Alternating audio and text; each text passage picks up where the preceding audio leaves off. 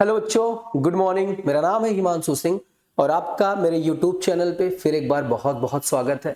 आज मैं आप लोगों को पढ़ाने वाला हूँ स्टाफिंग, बिना किसी बहुत ज़्यादा बातचीत के वन शॉट में पढ़ेंगे। और हमने इसकी प्लेलिस्ट बना रखी है। जिन बच्चों ने स्टार्टिंग से अपने बिजनेस स्टडी को नहीं पढ़ा है वो जा करके वन शॉट में हर एक चैप्टर को पढ़ सकते हैं। आइए देखते हैं कि स्टाफिंग किसे कहते हैं। तो स्टाफिंग का मतलब होता है प्लानिंग के जस्ट बाद। जैसे कि हमने बताया था प्लानिंग क्या होता है, फिर ऑर्गेनाइजिंग किसे कहते हैं, फिर उसके बाद स्टाफिंग। स्टाफिंग में क्या होता है बच्चों, कोई भी ऑर्गेनाइजेशन, कोई भी कंपनी बिना स्टाफ के, बिना कर्मचारी के, बिना मैनेजमेंट के, बिना मैनेजर के नहीं चल सकती है।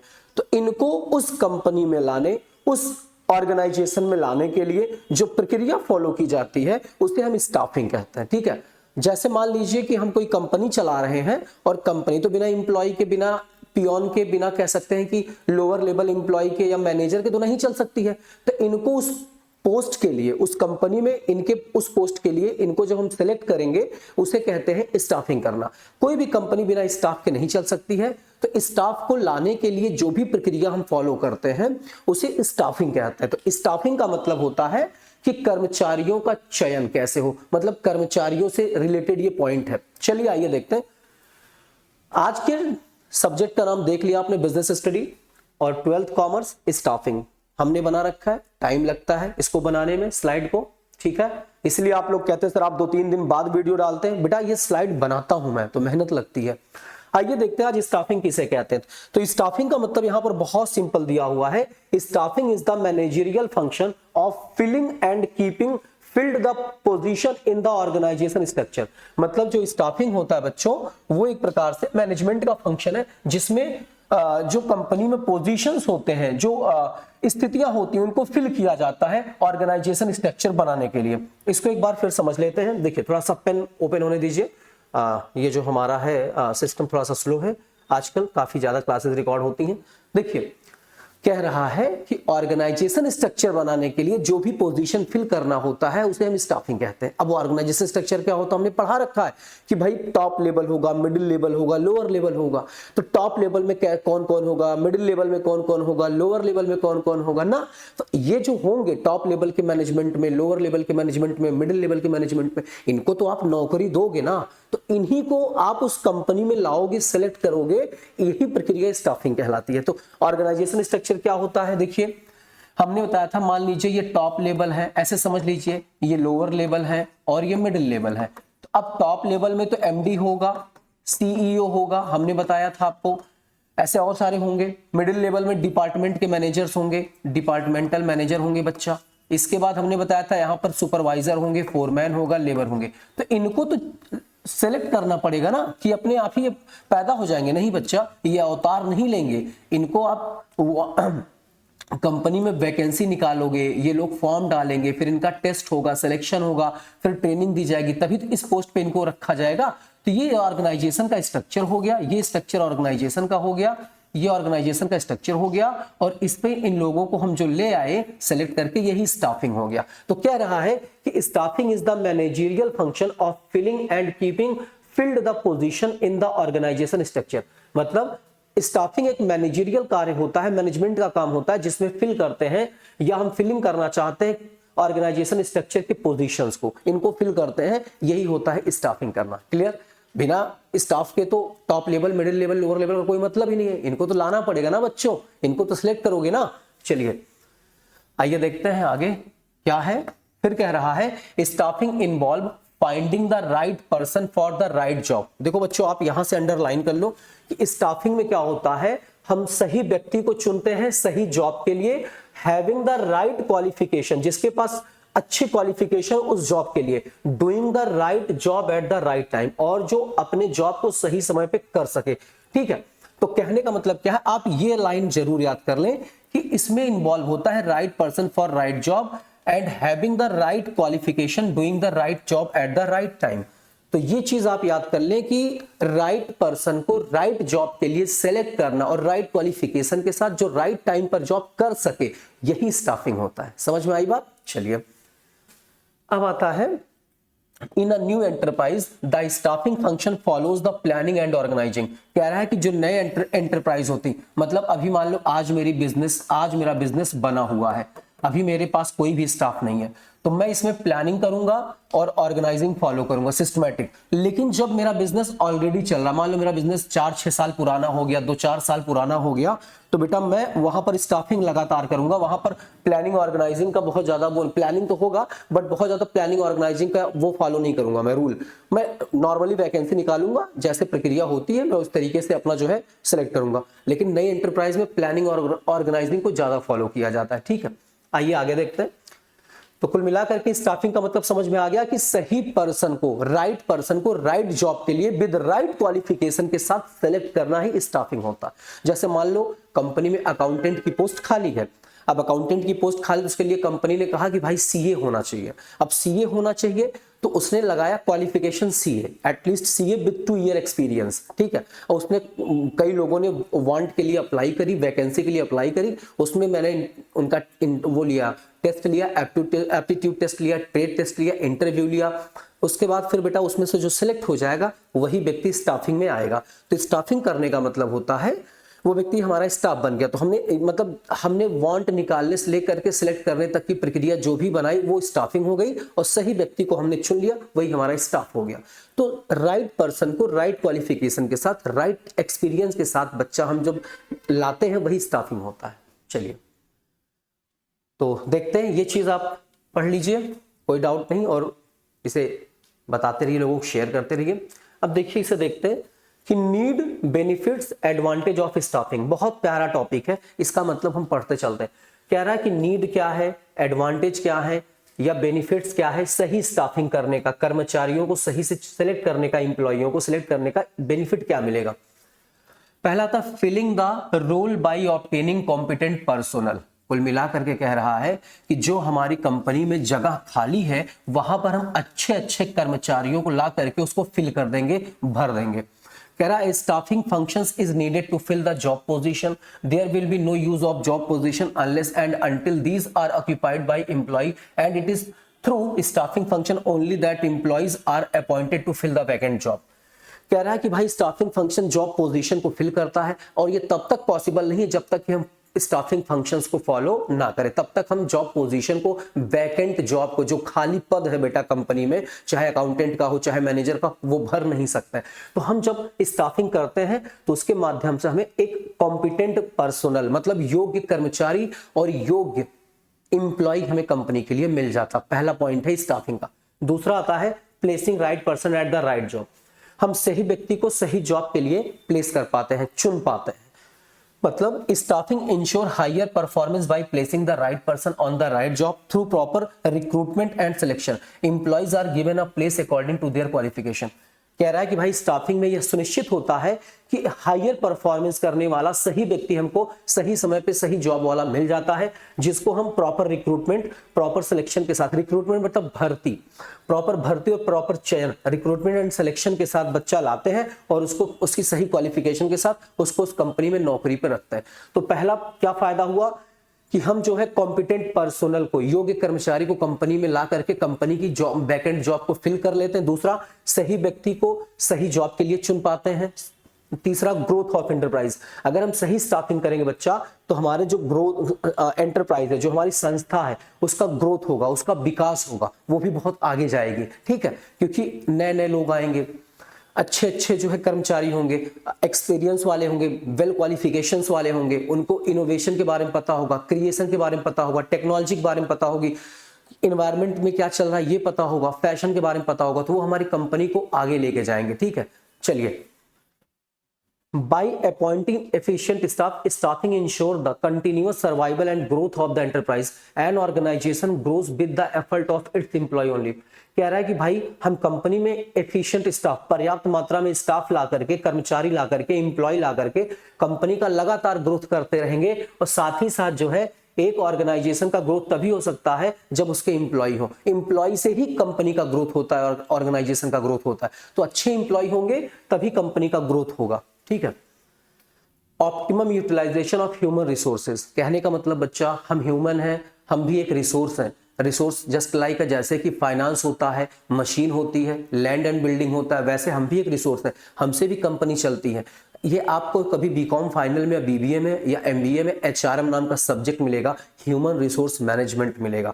तो जस्ट लाइक हम भी एक रिसोर्स है और हमको सही से प्रॉपर यूटिलाइज किया जाता है। कोई भी कंपनी नहीं चाहती है कि अपने एम्प्लॉइयों को जो हम बैठा के सैलरी दें, हम वो चाहते ज़्यादा से ज़्यादा इसको निचोड़े, इसकी क्वालिफिकेशन का फायदा उठाए, इसके अंदर के एक्सपीरियंस का फायदा उठाए, ताकि कंपनी जो है बहुत आगे जाए। तो वही कह रहा है कि optimum utilisation of human resource, हम जो संसाधन है, कंपनी में जो एम्प्लॉय है, स्टाफ है, वो रिसोर्स है, उनका बहुत उचित प्रयोग कर सकती है कंपनी, ताकि कंपनी का जो है ग्रोथ हो। ठीक है। Through man power planning and job analysis we can find out the number of employees and the type of employees required in the organisation, so there are no chances of over mining and shortage of under utilisation of personnel. कह रहा है कि भाई हम अगर proper planning करें और proper planning करके देखें कि हमें कितने मैन पावर की जरूरत है, कितने जॉब की जरूरत है, तो हम पाएंगे कि हमारे यहाँ कितने टाइप ऑफ नंबर एम्प्लॉय चाहिए, कितने ऑर्गेनाइजेशन के लिए चाहिए। अगर ये प्रॉपर प्लानिंग के साथ हम ले आते हैं तो हमारे पास ना तो मैन पावर की शॉर्टेज होगी, ना तो सरप्लस होगा, और काम अच्छे से होगा। ठीक है। तो optimum utilisation of human resources आप मेन पॉइंट पढ़े, ग्रोथ ऑफ एंटरप्राइज होगा, फिर प्लेस करेंगे राइट पर्सन को राइट जॉब के लिए, फिर हम सही से जो है योग्य व्यक्ति को, योग्य कर्मचारी को प्राप्त कर पाएंगे और वैकेंसी फिल कर पाएंगे। आइए एक मिनट बच्चा, ये क्या हो गया? हाँ, आता है help in competing. Help in competing का मतलब क्या होता है? ठीक है, मैं देख रहा था वर्ड कट तो नहीं ना डिजिटल बोर्ड में, नहीं पूरा आ रहा। हेल्प इन कॉम्पीटिंग का मतलब क्या होता है? उनको थोड़ा सा हम इसको बेटा वो कर ले, जूम इन कर ले। जूम इन क्या एक मिनट, ऐसे थोड़ा सा इसको क्या बोलते हैं, जूम इन नहीं बोलते, ये होगा नहीं क्या? चलिए होगा नहीं, फालतू एक्सपेरिमेंट नहीं करेंगे, इंजीनियर नहीं भी कुछ हो जाएगा तो सर डांटेंगे। चलिए, हेल्प इन कॉम्पीटिंग, हमारे भी सर हैं, हमसे बहुत बड़े हैं, 52 ईयर के हैं, वो कहते हैं तुम ज्यादा छेड़खानी करने लगते हो, हमको भी डांट पड़ती है आप सबकी तरह। ठीक है। Help in competing, two organizations can easily acquire same type of physical and financial resources, but that help one organization to win over the other is the efficient staff. The organizations with efficient staff can easily win over its competent. क्या कह रहा है कि मान लो दो organisation है, दोनों same type का स्ट्रक्चर बनाते हैं, सेम टाइप के क्वालिफिकेशन वाले एम्प्लॉय लाते हैं, सेम टाइप का रिसोर्स लाते हैं, पैसा लगाते हैं, मशीन लाते हैं। मान लो दो ऑर्गेनाइजेशन है, लेकिन एक ऑर्गेनाइजेशन तभी जीत सकती है अगले को तभी कॉम्पीट कर सकती है, पीछे कर सकती है, जब उसके एम्प्लॉय, उसकी स्टाफिंग अच्छी हुई होगी। तो अगर अच्छी स्टाफिंग आप करोगे, अच्छी एम्प्लॉइयों को लाओगे, तो आप दुनिया का कोई भी कंपटीशन आप निकाल सकते हो। कंपटीशन मतलब गवर्नमेंट एग्जाम का नहीं, ट्रेड का कंपटीशन, बिजनेस का कंपटीशन आप अच्छे से कर सकते हो, आप हमेशा जीतते रहोगे। जैसे रिलायंस देखो आज अच्छा लेके जा रही, उसके स्टाफ अच्छे हैं, वहीं वोडाफोन और आइडिया जो है नीचे जा रहे हैं। ठीक है, ये जबकि दोनों के पास, चाहे वोडाफोन आइडिया हो चाहे बेटा रिलायंस हो, सबके पास रिसोर्स सेम है, बट देखो आज रिलायंस टॉप पर है, सबको जो है मोनोपोली बनाने के कगार पे आ गई है। ठीक है। Improve job satisfaction and morale of the employ, अगर आप सही व्यक्ति को, सही पर्सन को राइट जॉब के लिए चुनते हो तो उसका मोरल इंप्रूव करेगा, उसके अंदर मोटिवेशन रहेगा, और कंपनी का ग्रोथ होते देख के वो भी खुश रहेगा कि मेरा भी यहाँ पर फ्यूचर है, मेरी भी ग्रोथ अपॉर्चुनिटी है। हर एक एम्प्लॉय का मोरल, जिसको आप मोरल कहते हो, मोरल कंपनी के लिए बहुत अच्छा रहेगा। जैसे staffing function does not end only with the appointment of employ, it include training, promotions, compensation, etc. All these activities help in motivating the employees and boosting their morale of the employees. क्या मतलब? इसका मतलब ये नहीं हुआ कि आप staffing कर रहे हो, सिर्फ एम्प्लॉइयों को सिलेक्ट कर लिए स्टाफिंग हो गया, बिल्कुल नहीं। इसके साथ साथ आप उनको बढ़िया बोनस, बढ़िया सैलरी, बढ़िया वेजेस दे रहे हो, जिससे उनके अंदर मोटिवेशन बना रहेगा और उनको कंपनी में अपना भविष्य दिखाई देगा। ठीक है, तो स्टाफिंग बहुत कुछ बेनिफिट कंपनी को देता है। तो आगे देखते हैं, हमने ये पढ़ लिया और अब आप याद कर लीजिएगा इसको सिस्टमैटिक। पहला ये point, filling the role of the obtaining competent personnel, placing right person at the right job, growth of enterprise, optimum utilisation of human resources, help in competing, फिर improve job satisfaction and morale of the employees, फिर आता है staffing as a part of human resource management. देखो बच्चा, यहां पर मैंने एक स्क्रीन बना रखा है, ये बहुत इंपॉर्टेंट टॉपिक है, 5 नंबर 3 नंबर में क्वेश्चन आते रहते हैं अक्सर। कह रहा है कि स्टाफिंग पार्ट होता है एचआरएम का। ये बात सही है, मैंने अभी कुछ देर पहले जिक्र किया था कि एचआरएम आप पढ़ोगे। एचआरएम का मतलब होता है ह्यूमन रिसोर्स मैनेजमेंट। हर एक कंपनी में डिपार्टमेंट होता है एचआरडी, ह्यूमन रिसोर्स डिपार्टमेंट। तो उस डिपार्टमेंट का काम होता है वैकेंसी जो कंपनी में खाली होती हैं, जो पोस्ट वैकेंट होती हैं, जो पोस्ट खाली होती हैं, उनके लिए वो जॉब के लिए वो निकालती, रिक्रूटमेंट निकालती, भर्ती निकालती, चाहे न्यूज़पेपर में निकाले, चाहे इंटरनेट पे निकाले, चाहे अपने इंटरनल लोगों को बताए, चाहे अपने लोगों को बताए, चाहे जैसे भी, उस पोस्ट के लिए उसका चयन करती हैं। एचआरडी का काम यही होता है कि राइट पर्सन को राइट जॉब के लिए हमेशा सेलेक्ट करती रहती है। आपने सुना होगा एचआर है सर, ये एचआर है, ये एचआर मैनेजर, तो वही ह्यूमन रिसोर्स मैनेजर वही होते हैं। तो उनका काम ही होता है कि सही पर्सन को राइट जॉब के लिए चुनना। तो कुल मिलाकर के क्या कह रहा है कि स्टाफिंग पार्ट होता है ह्यूमन रिसोर्स मैनेजमेंट का। भाई उसी का पार्ट है, ह्यूमन रिसोर्स मैनेजमेंट का ही पार्ट है, बिना उसके स्टाफिंग हो ही नहीं सकती है बड़ी ऑर्गेनाइजेशन में। अब छोटी ऑर्गेनाइजेशन जहां जो 2-4 लोग काम कर रहे हैं, वहां बॉस ही कहेगा चलो ठीक है नौकरी पे आ जाओ। लेकिन बड़ी ऑर्गेनाइजेशन में एचआरएम जो है एचआरडी डिपार्टमेंट का काम है, मतलब human resource management human resource department का काम है। ठीक है, आइए देखते हैं। तो human resource management involve determining the organisation's need for human resources, recruiting and selecting the best employees, training, developing, compensating and rewarding the employ. कहने का मतलब क्या है कि ह्यूमन रिसोर्स मैनेजमेंट में इन्वॉल्व होता है, यह निश्चित किया जाता है कि ऑर्गेनाइजेशन को कितने ह्यूमन रिसोर्स की नीड है, कितने एम्प्लॉय की नीड है, उनका रिक्रूटमेंट कैसे होगा, उनका सिलेक्शन कैसे होगा, उसके बाद मतलब बेस्ट एम्प्लॉइयों का रिक्रूटमेंट सिलेक्शन कैसे होगा, ट्रेनिंग कैसे होगी, उनको डेवलप कैसे किया जाएगा, उनको सैलरी और वेजेज कैसे दिया जाएगा, उनको इनाम वगैरह कैसे दिया जाएगा अगर अच्छा काम करेंगे तो ये चीज कह रहा है कि भाई ह्यूमन रिसोर्स मैनेजमेंट में आती है। स्टाफिंग ह्यूमन रिसोर्स मैनेजमेंट का ही पार्ट है। फिर एक मिनट बच्चा, ये क्या कर रहा हूं मैं।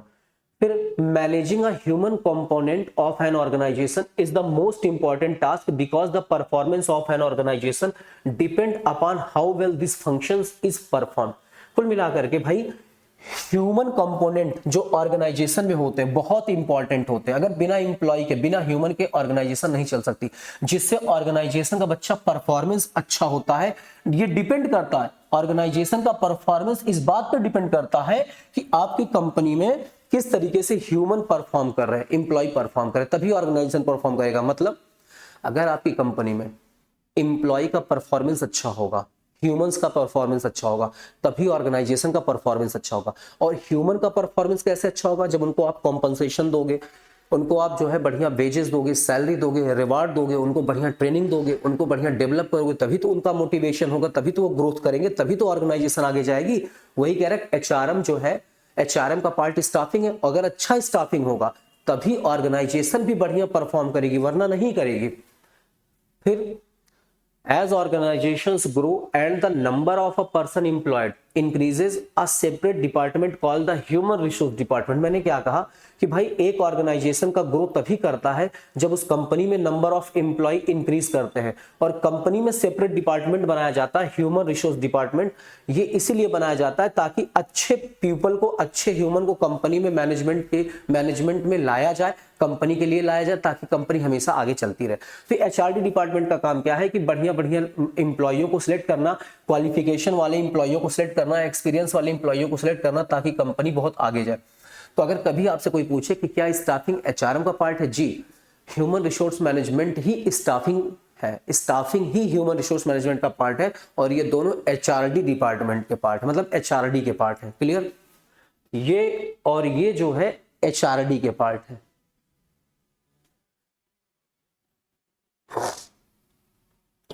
अब कह रहा है कि प्रोसेस ऑफ स्टाफिंग, स्टाफिंग का प्रोसेस क्या है? तो सबसे पहले एस्टिमेटिंग मैन पावर रिक्वायरमेंट, फिर रिक्रूटमेंट, फिर सिलेक्शन, फिर प्लेसमेंट एंड ओरिएंटेशन, फिर ट्रेनिंग एंड डेवलपमेंट।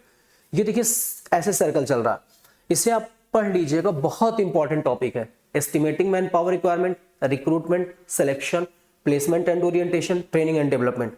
अब मैं इसे डिटेल में पढ़ाऊंगा और आइए देखते हैं कि ये है क्या। सबसे पहले एस्टिमेटिंग वाला आएगा। सबसे पहले हम लोग पढ़ेंगे एस्टिमेटिंग मैन पावर रिक्वायरमेंट। एक मिनट बच्चा, देखें स्लाइड कट तो नहीं रही थी, एक मिनट स्लाइड चेक कर लें, देखें कट तो नहीं रही थी स्लाइड। बाद में मैं टेलीग्राम बना करके आपको ये स्लाइड दे दूंगा पूरी, आप वहां से ले सकते हैं। ठीक है, स्लाइड कट नहीं रही है, लेकिन यहाँ से स्लाइड कुछ हमको लग रहा है कि कट रही, थोड़ा सा इसको जो है हम वो कर दें। एक मिनट ऐसे लाइन पर रहिए आप लोग, थोड़ा सा, हाँ ठीक है, सही है। चलो अब आता है एस्टिमेटिंग मैन पावर रिक्वायरमेंट क्या है। सबसे पहले कोई भी कंपनी, कोई भी ऑर्गेनाइजेशन एम्प्लॉइयों को डायरेक्ट नहीं सिलेक्ट करती है। पहले वो देखती है कि हमारी कंपनी में, हमारे ऑर्गेनाइजेशन में कितने मैन पावर, कितने एम्प्लॉय की नीड है। ठीक है, तभी जा करके उस तरीके से वैकेंसी निकाली जाती है, भर्ती होती है, रिक्रूटमेंट होता है, सिलेक्शन होता है। ऐसा नहीं होता कि 100 लोग चाहिए ले आओ, ऐसा नहीं होता। पहले देखते हैं कि प्रॉपर कितनी नीड होती है, तो हम ये अनुमान लगाते हैं, एस्टिमेट करते हैं, फोरकास्ट करते हैं। चलिए, तो मैन पावर का एस्टिमेशन होता है। तो estimating man power requirement means knowing how many persons end of what type of educational qualification, skill, prior experience, personality, characteristics etcetera in the organizations to fill the various job positions created while designing the organizational structure।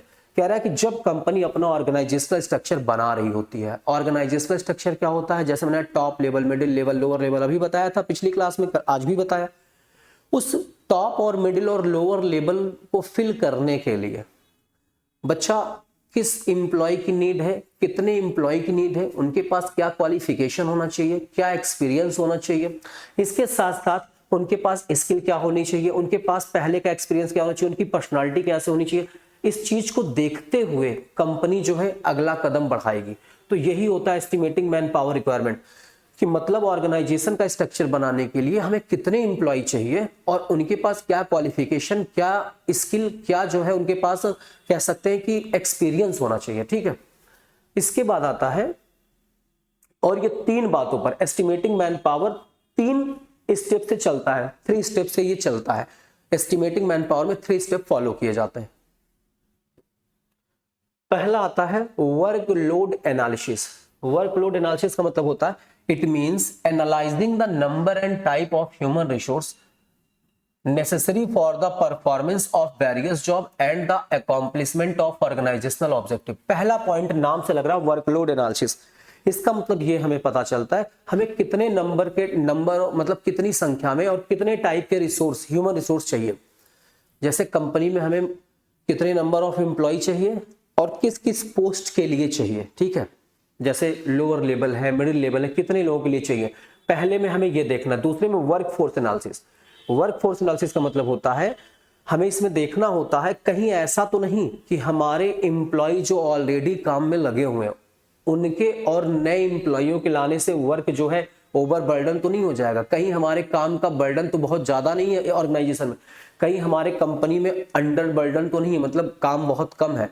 इस हिसाब से हमें देखा जाता है कितने workforce की जरूरत है। ऐसा ना हो कि हम कल को एम्प्लॉय सिलेक्ट तो कर लिए लेकिन प्रॉब्लम ये आती कि हमारे यहाँ काम है ही नहीं, लेकिन ऐसा ना हो कि हम एम्प्लॉय सिलेक्ट तो किए बट कम किए जिससे हमारे यहाँ काम बहुत ज्यादा है। तो हमें ये भी देखना होता है हमें कितने वर्कफोर्स की जरूरत है, अंडर बर्डन हमारे यहाँ काम है कि ओवर बर्डन है, हमारे यहाँ काम बहुत ज्यादा, काम बहुत कम है। ठीक है, फिर कह रहा है कंपेरिजन करते हैं, अंडर बर्डन और ओवर बर्डन में बेटा हम कंपेयर करते हैं। Comparison, a situation of over staffing. अगर हमारे ओवर स्टाफ हो गया तो बेटा हम वहां पर एम्प्लॉइयों को रिमूव करने लगते हैं, हटाने लगते हैं क्योंकि हमें जरूरत नहीं पड़ती है। और फिर अगर हमारे यहाँ अंडर बर्डन हो गया बेटा तो हम एम्प्लॉइयों को भर्ती करते हैं, भैया मत जाओ और हमारे यहाँ आप काम करो। तो कुल मिलाकर के 3 टाइप का होता है। पहले देखते हैं हमें कितने नंबर ऑफ एम्प्लॉय चाहिए, कितने टाइप के चाहिए, फिर हमारे यहाँ जो काम हो रहा है क्या हमारे यहाँ वो ओवर बर्डन होगा कि अंडर बर्डन है, मतलब काम ज्यादा है काम कम है। फिर उसमें तुलना करते हैं, अगर मान लो उस हिसाब से हम ज्यादा स्टाफ ले आए तो हमें जो है निकालने पड़ते हैं, अगर कम ले आए तो फिर जो है हमें और लाने पड़ते हैं ताकि हमारा काम सही से हो सके। तो सबसे पहले हम देखेंगे कितने मैन पावर की रिक्वायरमेंट है। ठीक है, दूसरा आता है रिक्रूटमेंट। फिर हम इसको देखने के बाद फिर हम बेटा भर्ती निकालेंगे। क्या निकालेंगे? भर्ती। भर्ती का मतलब होता है फिर हम जो है नौकरी के लिए लोगों को बताने लगेंगे, न्यूज़पेपर में, एडवर्टीजमेंट में, मतलब वही हो गया, टेलीविजन में, रेडियो में, और कई जगह पे हम इसको पब्लिश करने लगेंगे, भाई हमारे यहाँ इतनी भर्ती है, इतनी भर्ती हमारे यहाँ है और आप लोग अपना जो है रिज्यूमे वगैरह, अपना जो है बायोडेटा तो नहीं सही है, रिज्यूमे और सर्कुलर जो है मतलब सीवी वगैरह हमको देने लगी है, ताकि हम देख लें और उस तरीके से आपका सिलेक्शन करें। तो उसके बाद हम भर्ती निकालेंगे। क्या निकालेंगे बेटा? भर्ती। पहले तो हम एस्टिमेशन करेंगे ना पहले स्टेज पे, तब भर्ती निकलती है। भर्ती में निकलेगा क्या? It refer to the process of. दरअसल बेटा हम पीछे भी देख रहे हैं, क्योंकि कई बार ये भी होता है चलते चलते माइक बंद हो जाती तो आवाज नहीं आती है, थोड़ा सा बैटरी खराब हो गई है, तो इसलिए देखना पड़ता है, इसलिए कई बार आप कंफ्यूज मत होइए। It refer to the process of inducing the people to apply for a backend job position in the organisation. कुल मिलाकर के ये ऐसी प्रक्रिया होती है जिसमें हम पीपल को बोलते हैं कि आप अप्लाई करो बैकएंड जॉब के लिए। फिर द रिक्विजिट पोजीशंस में be filled by from within the organisations और फ्रॉम आउटसाइड। अब ये जो भर्ती है, ये जो रिक्रूटमेंट है, या तो ये कंपनी के इंटरनल से फिल कर ली जाएगी या तो एक्सटर्नल से फिल कर ली जाएगी। इंटरनल मतलब होता है कंपनी के जो एम्प्लॉय हैं उनको ही इस पोस्ट पे रख दिया जाएगा, या बाहर के लोग जो कंपनी के लोग नहीं हैं, फ्रेशर्स हैं, जो बीबीए बीकॉम एमबीए करके अभी टहल रहे हैं, इनको हम जो है बुलाएंगे, भाई आप हमारे यहाँ आओ और हमें जो है अपना जो है टेस्ट वगैरह देके हमारे यहाँ नौकरी करो। तो दो तरीके से हम जो है इस भर्ती को प्रॉपर जो है पूरा करेंगे। क्या? जैसे कि या तो हम विद इन द ऑर्गेनाइजेशन या आउटसाइड से। After assessing the number and type of employees required, the manager tries that more and more people should apply for the job so that the organizations can get more choices and can select better candidate। इसके बाद manager क्या करेगा? ये manager कहेगा सबसे कि भाई आप ज्यादा से ज्यादा अप्लाई करिए हमारे यहाँ, ताकि हम बेटर कैंडिडेट कंपनी के लिए सिलेक्ट कर सकें। अब इंटरनल सोर्स से अगर कंपनी के लोगों को ही उस नौकरी पे दे रहे हैं, जैसे सब कंपनी के लोग हम नहीं समझे, इसका मतलब होता है इंटरनल का मतलब होता है, मान लो हमारी कंपनी में ऑलरेडी 100 लोग काम कर रहे हैं और हमें एक अच्छा मैनेजर बनाना है, अपने मिडिल लेवल पे मार्केटिंग का मैनेजर बनाना है। तो हमने सोचा क्या बाहर से लोगों को ले आए। कंपनी में मिस्टर श्याम है, इनको मार्केटिंग की काफी अच्छी नॉलेज, जबकि ये मिडिल लेवल में ही है बट मैनेजर नहीं है, मैनेजर के अंडर में काम कर रहे हैं, इन्हीं को मैनेजर बना दो। तो हमने इंटरनली ही किसी को उस पोस्ट पे लाके रख दिया, ऐसा नहीं कि हमने कहीं बाहर से किसी का सिलेक्शन किया। ठीक है, तो वही कह रहा है, क्या कह रहा है कि after assessing the number and type of employ, भाई ये पता लगाने के बाद कितने नंबर एंड कितने प्रकार के एम्प्लॉय की जरूरत है, रिक्वायर्ड है, the manager tries that more and more people should apply. Manager ये प्रयास करता है कि ज्यादा से ज्यादा लोग अप्लाई करें उस जॉब के लिए, so that the organisation can get more choices and can select better candidate. और इस प्रकार से जो ऑर्गेनाइजेशन है उसके पास कई चॉइस आ जाता है, ज्यादा से ज्यादा चॉइस आ जाती है और उसके हिसाब से फिर अच्छे कैंडिडेट को सिलेक्ट कर लेती है। मान लो एक जॉब है, फॉर एग्जांपल एक जॉब है, अब इस जॉब को फिल करने के लिए दो तरीका है, या तो हम इंटरनल एम्प्लॉय को ही सिलेक्ट कर लें या फिर हमें एक्सटर्नल वैकेंसी निकालें। समझ में आई बात? अब बेटा अगर हम इंटरनल कर रहे हैं तो कोई बात नहीं, अगर एक्सटर्नल कर रहे हैं तो बोलते हैं कि ज्यादा से ज्यादा लोग अप्लाई करो ताकि हमें बेटर से बेटर कैंडिडेट इस जॉब के लिए मिल सके। समझ में आई बात? ये मैनेजर का प्रयास होता है। फिर इंटरनल सोर्सेज, इंटरनल कैसे होता है? हम अपने ही व्यक्ति को ट्रांसफर कर दिए, प्रमोशन कर दिए, may be use to a limited extend, मतलब इंटरनल जो एक लिमिटेड एक्सटेंड तक ही जाता है, जिसमें हम अपने एम्प्लॉय को प्रमोशन और ट्रांसफर करके उस पोस्ट पे लाके दे देते हैं, उसके बाद कुछ नहीं।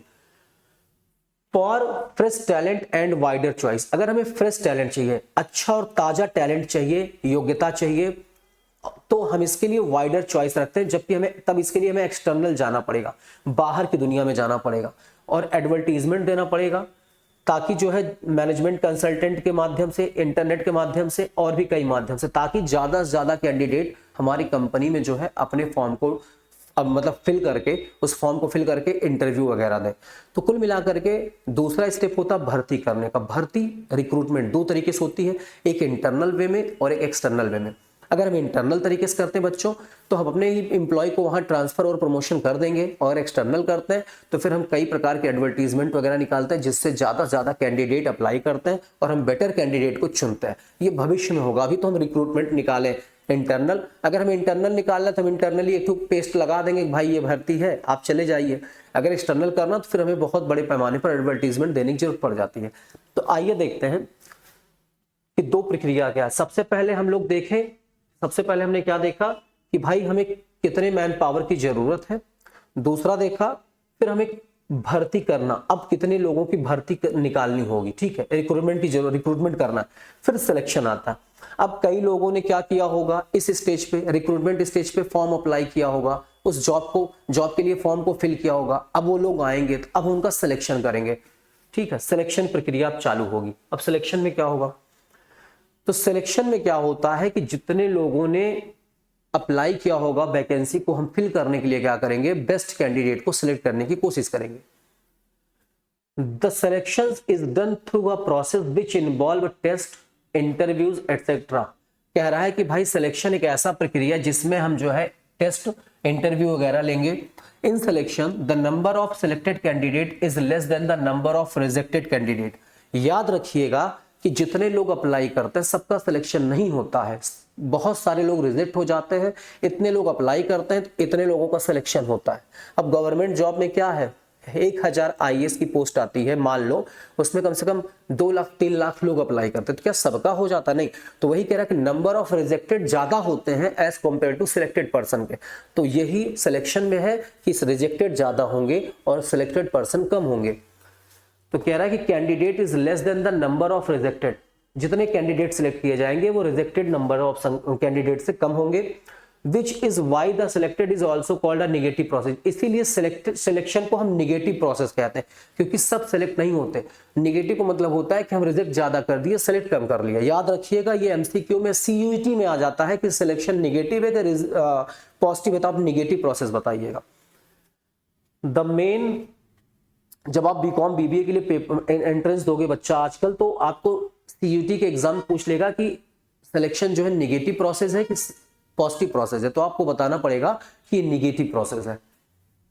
The main objective of selections to select the best among the available, मतलब जो ऑब्जेक्टिव है सिलेक्शन का वो मेन क्या है कि अच्छे लोगों को, जो अवेलेबल लोग उनमें से अच्छे लोगों को सिलेक्ट करें। To make selected candidate realize that how seriously things are done in the organization, और जो कैंडिडेट सिलेक्ट हो चुके हैं उनको ये बताएं कि हमारे ऑर्गेनाइजेशन में कितना सीरियसली चीजें चलाई जा रही हैं, आप उसी हिसाब से काम करिए। तो कुल मिलाकर के हम 3 काम कर चुके हैं। पहला काम किए हैं कि एस्टिमेट किए कि कितने मैन पावर की जरूरत है, फिर उस हिसाब से हमने भर्ती निकाली। भर्ती 2 तरीके से हो सकती है, इंटरनल और एक्सटर्नल तरीके से हो सकती है। इसके बाद आता है भर्ती मतलब लोगों ने अप्लाई करना चालू कर दिया है फॉर्म, फिर हम सिलेक्शन के लिए प्रोसीजर फॉलो कर रहे हैं, लोगों का इंटरव्यू वगैरह लेना चालू कर रहे हैं। और सिलेक्शन बच्चा क्या होता है कि एक निगेटिव प्रोसेस होता है, ये बात याद कर लीजिएगा। फिर अब आता प्लेसमेंट एंड ओरिएंटेशन। अब प्लेसमेंट एंड ओरिएंटेशन क्या होता है ये देखने की प्रयास करते हैं। प्लेसमेंट एंड ओरिएंटेशन क्या होता है, तो प्लेसमेंट रेफर टू ऑक्यूपाइंग। अब पहले हमसे समझ लीजिए, बच्चा जैसे जो लोग सेलेक्ट हो गए उस प्रोसेस में, अब उनको हम प्लेस करेंगे, जिस जॉब के लिए हम उनको ले आए वहां पर हमको प्लेसमेंट देंगे। और पहली बार जब वो जॉब में आए फ्रेशर से, तो उनका लोगों से इंट्रोडक्शंस कराएंगे, उनको कंपनी के बारे में फैमिलियराइज कराएंगे, बताएंगे कि कंपनी में ये होता है, ये मैनेजर है, ये साहब है, ये इन्वायरमेंट है, ताकि वो कंपनी में घुल मिल जाए। तो ओरिएंटेशन मतलब होता है घुलना मिलना उनको बेसिक बातें बताना और उनका इंट्रोडक्शन कराना। और साथ ही साथ प्लेसमेंट मतलब उस जॉब के लिए उनको वहां पर हम भेज दें। जैसे हम अकाउंटेंट के लिए फॉर्म फिल किए थे, हमारा सिलेक्शन हो गया, अब क्या होगा, हमको फिर क्या किया जाएगा, हमको लोगों से मिलाया जाएगा। हमको अकाउंटेंट वाले जॉब पे तो भेज दिया गया, भाई जब आप जाइए अपनी सीट संभालिए। अब फिर जो है लोगों से हमें फैमिलियराइज कराया जाएगा, मिलाया जाएगा। यही प्लेसमेंट एंड ओरिएंटेशन होता है, कंपनी के बारे में हमें बताया जाएगा। तो प्लेसमेंट एंड ओरिएंटेशन क्या है, placement refer to occupying the positions post by the candidate for which he selected. तो प्लेसमेंट का मतलब आपको समझ में आ गया होगा, क्या होता है, उस पोस्ट के लिए, उस पोजीशन को कैंडिडेट को हमें भेज देना होता है जिसके लिए हमने उसको सिलेक्ट कर लिया। After selection the employ is given an appointment letter. Selection के बाद एम्प्लॉय को क्या दिया जाता है बेटा, अपॉइंटमेंट लेटर दिया जाता है। And is asked to occupy the vacant job position, और उससे पूछा जाता है कि जिस पोस्ट के लिए हमने, जो खाली पोस्ट आपको भरा है, आप वहां पर आके जॉब करिए।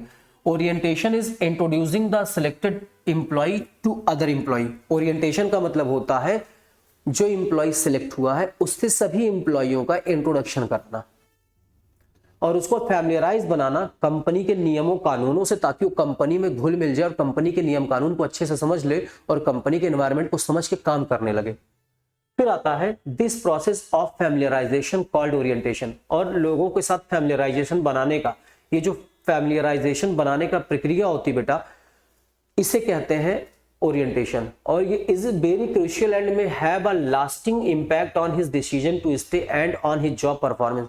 अच्छा बच्चा एक बात जान लो, जैसे हमने किसी को उस पोस्ट पे सिलेक्ट कर लिया, अब उसको लोगों के साथ फैमिलियराइज करा रहे हैं, घुल मिल गया, अब यही डिपेंड करेगा कि वो कंपनी में कितना बढ़िया परफॉर्मेंस करेगा। कई बार लोग छोड़ के चले जाते हैं, फैमिलियराइज नहीं हो पाते, उनको नियम कानून कठिन लगने लगते हैं, तो इसके बाद वो कंपनी छोड़ के बच्चा चले जाते हैं। तो वही कह रहा है यही अंतिम तक तय करेगा, लास्टिंग अंतिम तक तय करेगा कि वो कंपनी में कितना बढ़िया परफॉर्मेंस करेगा, रहेगा कि व्यक्ति छोड़ के चला जाएगा जिसका सिलेक्शन हुआ। कई बार ऐसा होता है।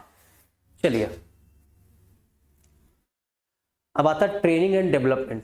तो उम्मीद है कि आप 3 बातें समझ चुके होंगे, 4। पहला तो हम देखेंगे कितना मैन पावर की रिक्वायरमेंट है, फिर उसी हिसाब से भर्ती निकालेंगे, फिर सिलेक्शन करेंगे, फिर उसके बाद आता है उसको प्लेसमेंट देके लोगों से फैमिलियराइज करेंगे, कंपनी के नियम कानूनों को उसको बताएंगे, फिर आता है ट्रेनिंग एंड डेवलपमेंट। अब उस व्यक्ति को हम ट्रेनिंग देंगे जिसका सिलेक्शन हुआ, और उसका ओवरऑल डेवलपमेंट करेंगे। तो चलिए ट्रेनिंग क्या है। ट्रेनिंग का मतलब होता है जिस पर्सन को हमने सिलेक्ट किया है जिस काम के लिए, अब डायरेक्टली ऐसा तो है नहीं कि हम उसको जॉब दे देंगे, जाओ करो, सब बेकार कर देगा, वो सब नाश कर देगा। फिर हम उसको ट्रेनिंग देंगे कि भाई अकाउंटिंग का काम कैसे होता है, कैसे कंप्यूटर में काम होता है, कैसे क्या होता है। भले वो पढ़ के आया है, बहुत ज्यादा पढ़ाई किया होगा, बट ऐसा तो है नहीं कि उसने वो काम किया होगा। फिर उसके बाद हम उसको ट्रेनिंग देंगे, उसका ओवरऑल डेवलपमेंट करेंगे। ट्रेनिंग देने से चांस क्या है, एक्सीडेंट का कम हो जाता है, रिस्क कम हो जाता है, वो खुल के काम कर पाता है, फ्रीडम के साथ काम कर पाता है, प्रेशर नहीं होता। और जब डेवलपमेंट, उसका एप्टीट्यूड जो है सही हो जाएगा, उसका एटीट्यूड सही हो जाएगा, उसकी पर्सनालिटी सही हो जाएगी, कम्युनिकेशन स्किल सही हो जाएगा, लोगों के साथ बैठने उठने का तरीका सही हो जाएगा, सीनियर जूनियर वो समझने लगेगा। तो ये होता है डेवलपमेंट। ठीक है, तो कुल मिलाकर के इसको अब हम यहां पढ़ते हैं। To improve the competence of employees and to motivate them, it is necessary to provide training and development opportunity for employees so that they can reach the top and keep improving their skill। कुल मिलाकर के कह रहा है कि भाई किसी भी एम्प्लॉय को कॉम्पिटेंट बनाने के लिए, मोटिवेट करने के लिए ये जरूरी कि उसको ट्रेनिंग और डेवलपमेंट दिए जाए ताकि वो एम्प्लॉय जो अपने स्किल को इंप्रूव कर सके। Training is the process of learning new skills and applications of knowledge. Training एक ऐसी प्रोसेस होती है जिसके माध्यम से आप नई स्किल को सीख सकते हैं और ज्यादा से ज्यादा उसको अप्लाई कर सकते हैं। It attempt to improve the performance of employee in their current job और प्रिपेयर देम। कह रहा है it attempt to improve the performance of employees in their current job और prepare them for any intended job. कह रहा है training और development से क्या होगा कि एम्प्लॉय इंप्रूव करेगा, उसकी परफॉर्मेंस इंप्रूव करेगी करंट जॉब के साथ साथ, अगर वो भविष्य में कोई और जॉब करना चाहे तो उसके लिए वो भी तैयार हो सकता है जब उसको ट्रेनिंग और डेवलपमेंट हुआ रहेगा। फिर कह रहा है development refer to the learning opportunities design to help employees grow. It means growth of an individual in all respect. तो डेवलपमेंट क्या कह रहा है, डेवलपमेंट इस तरीके से डिजाइन किया जाता है कि एक एम्प्लॉय का ग्रो हो, विकास हो, मतलब ओवरऑल विकास हो, पर्सनालिटी, कैरेक्टर, कम्युनिकेशन स्किल, तमाम चीजें उसके अंदर अच्छे से डेवलप हो जाए। तो जब आप ट्रेनिंग और डेवलपमेंट दिए रहोगे किसी एम्प्लॉय को, तो बच्चों क्या होगा कि वो एम्प्लॉय अच्छे से काम करेगा, फ्री होकर काम करेगा और साथ ही साथ उसकी पर्सनालिटी भी डेवलप करेगी ताकि वो आज की जो जॉब कर रहा है इसके साथ साथ किसी और जॉब में वो अच्छे से जाके बेटर परफॉर्म कर सके।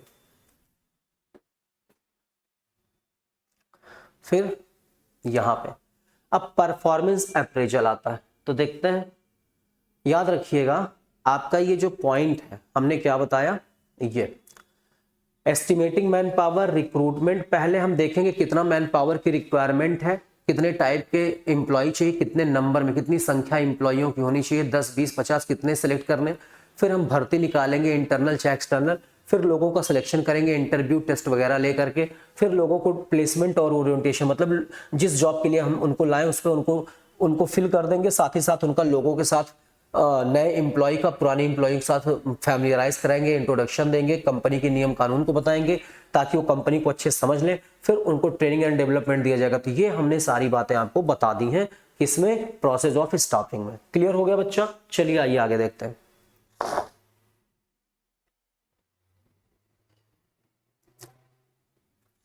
अब नया टॉपिक आता है परफॉर्मेंस अप्रेजल, उससे रिलेटेड नहीं है, अब ये नया पॉइंट है। तो परफॉर्मेंस अप्रेजल क्या होता है ये जान लीजिए। जब किसी कंपनी में आप नौकरी करोगे तो आपके परफॉर्मेंस को अप्रेजल किया जाएगा, आपके कार्य का इवैल्यूएशन किया जाएगा, आपके द्वारा जो वर्क परफॉर्म हो रहा है उसका मूल्यांकन किया जाएगा कि आप कितना अच्छा काम कर रहे हो। उसी हिसाब से बच्चा आपकी सैलरी बढ़ाई जाती है, उसी हिसाब से आपको जो है ट्रांसफर किया जाता है, प्रमोशन दिया जाता है। तो वर्क अप्रेजल या परफॉर्मेंस अप्रेजल हर एम्प्लॉय का होता है। कई बार आपको लगता है कि हमारे काम को कोई देख तो रहा नहीं है, नहीं बच्चा, वो कहीं ना कहीं कोई ना कोई ऑब्जर्व करता रहता है, आपका बिहेवियर, आपका वर्क दिखाई देता है। इससे बाद में जब आपको प्रमोशन मिलता है तो आप हैप्पी होते हो, आपको लगता है हमने ऐसा कौन सा तीर मार दिया। नहीं, आपको नहीं लग रहा था लेकिन अगले को लग रहा था। तो कुल मिला करके परफॉर्मेंस अप्रेजल एक एम्प्लॉय के द्वारा जो वर्क किया जा रहा है कंपनी में, उसका इवेल्युएशन होता, मूल्यांकन होता, वो काम कैसे कर रहा है, उसी के साथ उसकी सैलरी, उसका बोनस, उसका ट्रांसफर, उसका प्रमोशन तय होता है। तो after taking training and performing the job for some time, कुछ दिन जॉब करने के बाद, ट्रेनिंग लेने के बाद, there is a need that employees performance, इसके बाद यहाँ पर एम्प्लॉय के परफॉर्मेंस की इवेल्युएशन करने की नीड होती है। Performance appraisal means evaluating the performance of an employ against some predetermined standard. भाई कंपनी में एक स्टैंडर्ड होता है कि काम इस लेवल तक हमें करना है, हम देखते हैं हमारा एम्प्लॉय उस लेवल तक वर्क को परफॉर्म कर पा रहा है कि नहीं कर पा रहा है। तो इसी के लिए हमें परफॉर्मेंस को उसके अप्रेजल करना पड़ता है, इवेल्युएट करना पड़ता है, मूल्यांकन करना पड़ता है। फिर the performance appraisal process therefore will include, performance appraisal process में इस तरीके से चीजें शामिल होती हैं। उसकी जॉब को हम डिफाइन करते हैं कि किस टाइप की जॉब वो आगे करे, उसके जॉब में अगर कुछ चेंज करना है तो हम चेंज कर लेते हैं। मान लीजिए हमें जॉब मिल गई अकाउंटेंट की, हम सेलेक्ट तो हो गए बट हम वर्क को परफॉर्म नहीं कर पा रहे। हमारे परफॉर्मेंस अप्रेजल में, हमारे कार्य मूल्यांकन में ये पता चला कि ये व्यक्ति काम को नहीं सही कर पा रहा, तो हमारे जॉब को थोड़ा सा डिजाइन किया जाएगा, थोड़ा सा चेंज किया जाएगा नया तरीके से। भाई इसको करो, तुम छोड़ो उसको, अभी कुछ दिन तक यही कर लो, ठीक है। Appraising performance and providing feedback, इसके बाद बेटा फिर हमारा काम जो है दोबारा देखा जाएगा, मूल्यांकन होगा, फिर हमें फीडबैक देना पड़ेगा, मतलब फीडबैक उसको उनको मिलेगा कि ये व्यक्ति काम को सही कर पा रहा कि नहीं कर पा रहा। तो कुल मिलाकर के किसी भी एम्प्लॉय को ट्रेनिंग देने के बाद जब वो कुछ दिन जॉब कर लेता है तो उसके कार्य का मूल्यांकन होता है, वर्क परफॉर्मेंस अप्रेजल होता है, इवेल्युएशन होता है कि वो काम को सही कर पा रहा कि नहीं। अगर नहीं कर पा रहा तो उसके जॉब को फिर से हम डिजाइन करते हैं, फिर से उसके वर्क का परफॉर्मेंस जो है इवेल्युएट होता है, फिर से उसके जो है फीडबैक मिलते हैं, फिर कंपनी आगे स्टेप उठाती कि इसको दोबारा से ट्रेनिंग डेवलपमेंट तो नहीं करना। मतलब जैसे मान लीजिए मैं नौकरी कर रहा हूँ कंपनी में और मैं मैनेजर के पोस्ट पे काम कर रहा हूँ। अब मैं मैनेजर के पोस्ट पे सही काम नहीं कर पा रहा हूँ, मेरे वर्क को इवेल्युएट किया गया, तो बाद में मुझे थोड़ा और ट्रेनिंग दी गई, फिर बोला गया जाओ अब करो, फिर मैं करने लगा। अगर मैं अच्छा कर रहा हूँ तो मुझे दोबारा से फिर कोई चीज़ सिखाने की जरूरत नहीं है, वरना अगर मैं नहीं कर पा रहा हूँ तो मेरे जॉब को डिज़ाइन कर दिया जाएगा, मतलब जॉब में बदलाव किया जाएगा कि भाई अभी कुछ दिन तुम मैनेजर मत बनो, अभी मैनेजर ही हो तुम लेकिन कोई और करेगा, तुम यहाँ कर लो, बाद में वहाँ पर फिर चले जाना, तो तुम्हें और भी एक्सपीरियंस हो जाएगा। तो यही होता है हर व्यक्ति के ट्रांसफर, प्रमोशन इसी पे डिपेंड करते हैं कि उसका परफॉर्मेंस अप्रेजल, उसके जो वर्क है कितना अच्छा वो कर रहा है, यही इवेल्युएशन किया जाता है। प्रमोशन एंड करियर प्लानिंग, क्या कह रहा है? Promotion and career planning. Promotion और करियर प्लानिंग डिपेंड करता है कि आपको जो जॉब दी गई है, जिस पोस्ट पे आपको फिल किया गया है, रखा गया है, आप उसको कितना बढ़िया कर रहे हो। अगर आप अच्छा कर रहे हो तो आपका प्रमोशन अच्छा होगा और आपके करियर भी अच्छे होंगे। तो देखते हैं, promotion refer to being placed in a higher job position. Promotion का मतलब होता है आपको हायर जॉब पे जो है लेके जाना, विद मोर पे जॉब सेटिस्फैक्शन एंड रिस्पॉन्सिबिलिटी। भाई आपको ऊंचे पोस्ट पर लेके जाना, हायर पोस्ट पे लेके जाना, ज्यादा पेमेंट के साथ, ज्यादा सैलरी के साथ और ज्यादा रिस्पॉन्सिबिलिटी के साथ, ताकि आप अपने जॉब से सेटिस्फाई रहें। By offering opportunity for career advancement to their numbers, organizations are not able to attract but also retain। बेटा ये रिटेल नहीं है, ये रिटेन है, RETAIN, रिटेन है, गलती से रिटेल आ गया।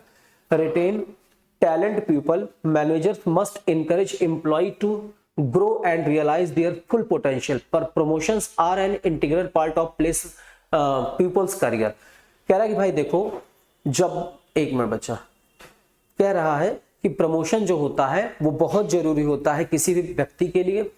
इसमें क्या होता है, मैनेजर हर एम्प्लॉय को एनकरेज करता है, मोटिवेट करता है कि आप अपने वर्क को फुल पोटेंशियल के साथ करें ताकि आपका प्रमोशन हो सके।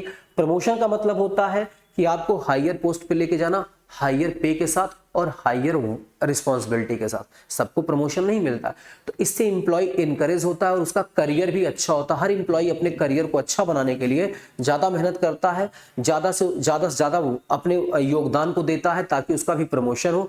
इसीलिए मैनेजर इनकरेज करता रहा, जितना अच्छा काम करोगे उतना ही आपको हम अच्छा प्रमोशन कंपनी में देंगे। कॉम्पनसेशन क्या होता है ये भी आप समझ लीजिए लगे हाथ। कॉम्पनसेशन का मतलब होता है कि भाई आप जिस कंपनी में नौकरी कर रहे हो वहां पर आपको पैसा कैसे मिले, सैलरी और वेजेज कैसे मिले, मतलब वेतन और मजदूरी आपको कैसे मिले, ये भी यहाँ पर तय होता है। क्योंकि आप स्टाफिंग पढ़ो, स्टाफिंग में ये बात तय होगी। तो कॉम्पनसेशन का मतलब होता है जो आप जॉब करते हो उसके लिए आपको रिवार्ड कैसे मिले, और it may be in the form of direct financial. इसमें बेटा आपको डायरेक्ट पैसा मिलता है जैसे वेजेस, मजदूरी, salary, incentives, commissions and bonuses. And indirect, इसमें इनडायरेक्ट पेमेंट भी होता है जैसे लाइक एम्प्लॉयर पेड इंश्योरेंस। जैसे आपके एम्प्लॉयर ने, आपके बॉस ने आपके इंश्योरेंस का पैसा दे दिया, आपको छुट्टी दे दी घूमने टहलने के लिए। ये दो टाइप का होता है डायरेक्ट फाइनेंशियल पेमेंट। ये जो डायरेक्ट फाइनेंशियल पेमेंट होता है ये दो टाइप का होता है। पहला टाइम बेस्ड वेजेस प्लान होता है और दूसरा परफॉर्मेंस बेस्ड वेजेस प्लान होता है।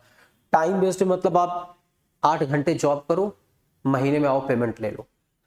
तो a time based plan means salary and wages are paid either daily, weekly, monthly और एनुअली। मतलब टाइम बेस्ड में क्या होता है कि आपको डेली पैसा मिल सकता है, 8 घंटे काम किया 500 रुपया मिलना है, आपको वीकली मिल सकता है, आपको मंथली मिल सकता है, एनुअली मिल सकता है। तो आपको जो कॉम्पनसेशन दिया जाता है बच्चे, कॉम्पनसेशन दो टाइप का दिया जाता है, एक होता है डायरेक्ट और एक होता है इनडायरेक्ट। इनडायरेक्ट का मतलब होता है आपको वैकेशन मिल गया, आपको पेमेंट के साथ कुछ दिन की हॉलीडेज मिल गए कि जाओ घूम टहलाओ। इसके बाद बेटा मतलब जिसको आप लीव कहते हो, कुछ दिन के बाद पेमेंट के साथ कुछ दिन का लीव मिल गया। इसके साथ साथ आपके बॉस ने आपका प्रोविडेंट फंड का पैसा दे दिया, आपका इंश्योरेंस का पैसा दे दिया, तो ये इनडायरेक्ट है। आपके बच्चे का एडमिशन करवा दिया, ये इनडायरेक्ट है। डायरेक्ट में क्या होता है आपकी सैलरी। अब आपकी सैलरी दो प्रकार से हो सकती है, या तो आप जो जितना टाइम काम करो टाइम के हिसाब से का हो सकती है, या फिर आपके बेटा वर्क परफॉर्मेंस के हिसाब से हो सकती है, आप वर्क कैसा परफॉर्म कर रहे हो। तो आइए देखते हैं। अगर आप टाइम के हिसाब से काम करो तो आपको मंथली वीकली सैलरी जो मिलती है बेटा या डेली मिलती है उसे कहते हैं टाइमली के हिसाब से। और परफॉर्मेंस के हिसाब से जैसे आप इधर मिटा दें इसको थोड़ा सा। परफॉर्मेंस के हिसाब से क्या होता है कि salary wages are paid according to piece work. इसमें पीस वर्क वगैरह के हिसाब से आपको पैसा मिलता है। जैसे आप 100 काम करो, 100 पीस बनाओगे तो आपको 100 पीस के हिसाब से मिलेगा, 40 पीस बनाओगे तो 40 पीस के हिसाब से मिलेगा। चाहे आज आप बनाओ चाहे कल बनाओ, यहाँ पर टाइम डिसाइड नहीं होता, आपके परफॉर्मेंस पे होता है, आप कितना परफॉर्म करो उस हिसाब से आपको पैसा मिलता है।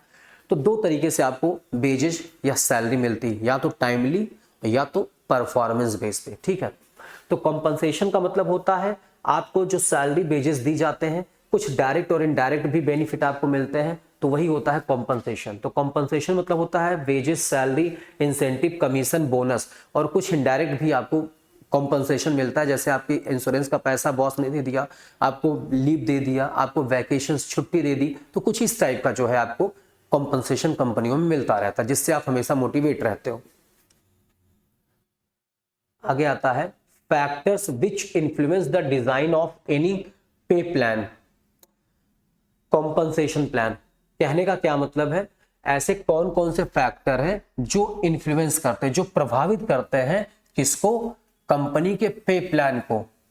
मतलब जब कंपनी पेमेंट का प्लानिंग कर रही होती, कैसे पेमेंट किया जाएगा, कितना पेमेंट किया जाएगा, तो कौन से फैक्टर हैं जो उसको प्रभावित करते हैं, अफेक्ट करते हैं। या कॉम्पनसेशन प्लान, तो वही बात हो गई, चाहे आपके कॉम्पनसेशन प्लान या पेमेंट प्लान को कौन से फैक्टर है जो प्रभावित करते हैं, जिनको जो है देखकर कंपनी ध्यान में रखती है कि कितना पेमेंट किया जाए। देखिए, लीगल फैक्टर, गवर्नमेंट ने कई बार जो है कानून बनाए हैं, लेबर लॉ बनाए हैं, लेबर लॉज बनाए। लेबर लॉज को देखते हुए कंपनी को पेमेंट करना पड़ता है। जैसे लेबर लॉ में बताया गया है मिनिमम वेजेस एक्ट, आपको मैं जानकारी के लिए बता दूं बेटा, ये जानकारी होनी चाहिए। Minimum wages act, labour law में बताया गया मिनिमम वेजेस एक्ट, न्यूनतम मजदूरी अधिनियम, ये एक्ट आया था 1948 में। तो इस हिसाब से कंपनी को पेमेंट तय करना होता, ना इससे कम, ज्यादा हो सकता है, इससे कम नहीं। मिनिमम वेजेज एक्ट, लॉ ने कहा मिनिमम इतना सैलरी आपको देना है, तो कंपनी को इस हिसाब से पेमेंट तय करना पड़ता है। तो लीगल। दूसरा होता है कंपनी पॉलिसी। कई बार कंपनी की पॉलिसी होती है, कंपनी की पॉलिसी क्या होती है कि भाई अगर आप ज्यादा काम करोगे तो ज्यादा पैसा, कम काम करोगे तो कम पैसा, कुछ ऐसी पॉलिसी बना के कंपनी आपका पेमेंट तय कर देती, साथ ही बोनस और कमीशन भी तय करती है। तो ये फैक्टर्स हैं जो आपके पेमेंट को जो है अफेक्ट करता है। लेबर यूनियन, कंपनियों में लेबर यूनियंस होते हैं बेटा, ये लेबर यूनियन से बातचीत करके कंपनी तय करती है भाई मजदूर भाइयों का कितना पेमेंट तय किया जाए। तो लेबर यूनियन भी तय करते हैं, अपने हिसाब से करते हैं या ज्यादा करवा सकते हैं। फिर आता है इक्विटी पर प्रिंसिपल। मतलब इक्विटी प्रिंसिपल का मतलब होता है इक्विटी, राइट टू इक्विटी, जैसे कि आपने हेनरी फील्ड के प्रिंसिपल में पढ़ रखा है। अब इक्विटी क्या होती है? एक समान फेयर, जैसे कि हमने ये देखा कि हमारी कंपनी में जितने लोग प्रोडक्शन डिपार्टमेंट में काम कर रहे हैं, मान लो 20 लोग प्रोडक्शन डिपार्टमेंट में लेबर काम कर रहे हैं, तो 20 लेबर का एक पेमेंट हो, मैनेजर पोस्ट पर एक पेमेंट हो, जो जिस पोस्ट पर है उनका पेमेंट अलग हो। तो मतलब किसी के साथ ऐसा ना हो कि भेदभाव हो, सबको एक समान इक्वल देखा जाए, सबको इक्वल ट्रीटमेंट किया जाए, जो जिस पोस्ट पर उसको उस तरीके का पेमेंट मिले। तो हम इक्विटी के हिसाब से भी पेमेंट तय कर सकते हैं। तो कुल मिलाकर के हम लीगल फैक्टर, लेबर लॉ वगैरह देख करके काम कर सकते हैं। कंपनी की पॉलिसी से भी पेमेंट तय हो सकती है, लेबर यूनियन के हिसाब से भी पेमेंट तय होती है। कभी लेबर यूनियन स्ट्राइक पर करा देता है, धरना करा देता है, हड़ताल करा देता है, तो उस हिसाब से पेमेंट पे भी दिक्कत आती है। कई बार हम इक्विटी के हिसाब से कि सबको एक जैसा ट्रीट करो, जो जैसे पोस्ट पे, जो ऊंचे पोस्ट पे उसको, जितने लोग ऊंचे पोस्ट पे उनको उस तरीके से पेमेंट हो, जो निचले पोस्ट पे उनको निचले पेमेंट पे हो, मतलब सब खुश रहे। तो इक्विटी के हिसाब से भी पेमेंट तय होता है। तो पेमेंट को तय करने के फैक्टर्स है जो प्रभावित करते रहते हैं कंपनी के प्लान को, कि भाई कभी ज्यादा कभी कम कंपनी को उतार चढ़ाव करना पड़ता पेमेंट प्लान में। तो कंपनी को इन्हें ध्यान देना पड़ता है पेमेंट को डिजाइन करते हुए, हमें पेमेंट इस तरीके से देना है ताकि किसी प्रकार की कोई प्रॉब्लम किसी को ना हो। आइए देखते हैं, अगला आता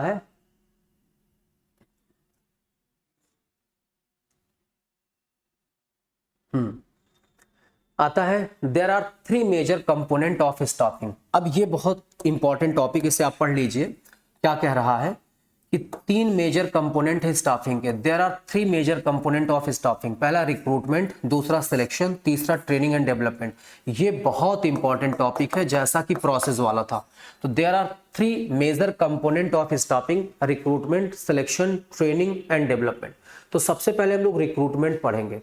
आइए शुरू करें। सबसे पहले बच्चों हम लोग रिक्रूटमेंट पढ़ेंगे। तो रिक्रूटमेंट क्या होता है ये देखने की कोशिश करते हैं। अब रिक्रूटमेंट का मतलब होता है, सबसे पहले हम मैन पावर का एस्टिमेशन करते हैं, हमें कितने एम्प्लॉइयों की जरूरत है, उस हिसाब से हम कंपनी के जो है भर्तियों को निकालते हैं। अब वो हम इंटरनली भी लोगों को सिलेक्ट कर सकते हैं, एक्सटर्नली भी कर सकते हैं, हमने ये बात आपको बता रखा है। अब हम रिक्रूटमेंट करेंगे, सबसे पहले भर्ती करेंगे। अब एम्प्लॉय 2 तरीके से भर्ती हो सकते हैं, चाहे हमारे एम्प्लॉय जो कंपनी के काम कर रहे हैं ऑलरेडी, उनको उसी पोस्ट पर हम ट्रांसफर कर दें या प्रमोट कर दें। दूसरा, हम उस पोस्ट के लिए बाहर से लोगों को सिलेक्ट करें, कंपनी का कोई भी व्यक्ति ना हो। तो दोनों के अपने फायदे हैं, अंदर वाले से भरने के भी फायदे हैं, बाहर से ही व्यक्ति लाने के फायदे। तो आइए देखते हैं रिक्रूटमेंट क्या है। It refer to the process, recruitment क्या है बच्चा देखते हैं। It refer to the process of inducing the people to apply for a vacant job position in the organisation. ये एक ऐसी प्रक्रिया जिसमें हम लोगों को कहते हैं कि भाई आप कंपनी में जो जॉब पोजीशन खाली है उसके लिए अप्लाई करिए। The request position may be filled up from within the organisation. ये जो वैकेंसी या तो कंपनी के अंदर से फिल की जा सकती है या आउटसाइड से फिल की जा सकती है। The recruitment functions is very important because the end result of the recruitment functions is receiving large number of applications to make selections from. कहने का मतलब क्या है, जो रिक्रूटमेंट होता है बच्चा, इसमें बहुत ज्यादा से ज्यादा जो है लोग अप्लाई करते हैं, लार्ज नंबर में लोग एप्लीकेशन देते हैं और इसमें लोग सोचते हैं कि उनको ज्यादा ज्यादा सेलेक्ट किया जाए, लेकिन ऐसा नहीं है। जितने लोग फॉर्म डालते हैं सबका सिलेक्शन नहीं होता है। Recruitment is a positive process. बेटा रिक्रूटमेंट एक पॉजिटिव प्रोसेस होता है क्योंकि यहाँ पर किसी को रिजेक्ट नहीं किया जाता। इसमें अभी ये इनिशियल स्टेज है, पहला स्टेज है। कंपनी में मान लो 5 पोस्ट खाली है। कितने पोस्ट खाली है बेटा? 5 पोस्ट। 2 पोस्ट मैनेजर के हैं, एक प्रोडक्शन मैनेजर का, एक मार्केटिंग मैनेजर का, 2 मान लेते हैं क्लर्क का है और 1 पियोन का है। अब इतने पोस्ट के लिए कम से कम 100 लोग अप्लाई करेंगे। तो अब अभी यहाँ पर सबको रिजेक्ट नहीं किया गया, अभी सब ज्यादा से ज्यादा फॉर्म डाल रहे हैं, ज्यादा से ज्यादा एप्लीकेशन आ रहा, तो इसलिए इसे पॉजिटिव कहते हैं। जहां पर रिजेक्शन नहीं होता उसे पॉजिटिव कहते हैं। यहां पर तो अभी किसका सिलेक्शन होगा किसका नहीं होगा बेटा ये अभी बाद में तय होगा, तो इसलिए इसको पॉजिटिव कहते हैं।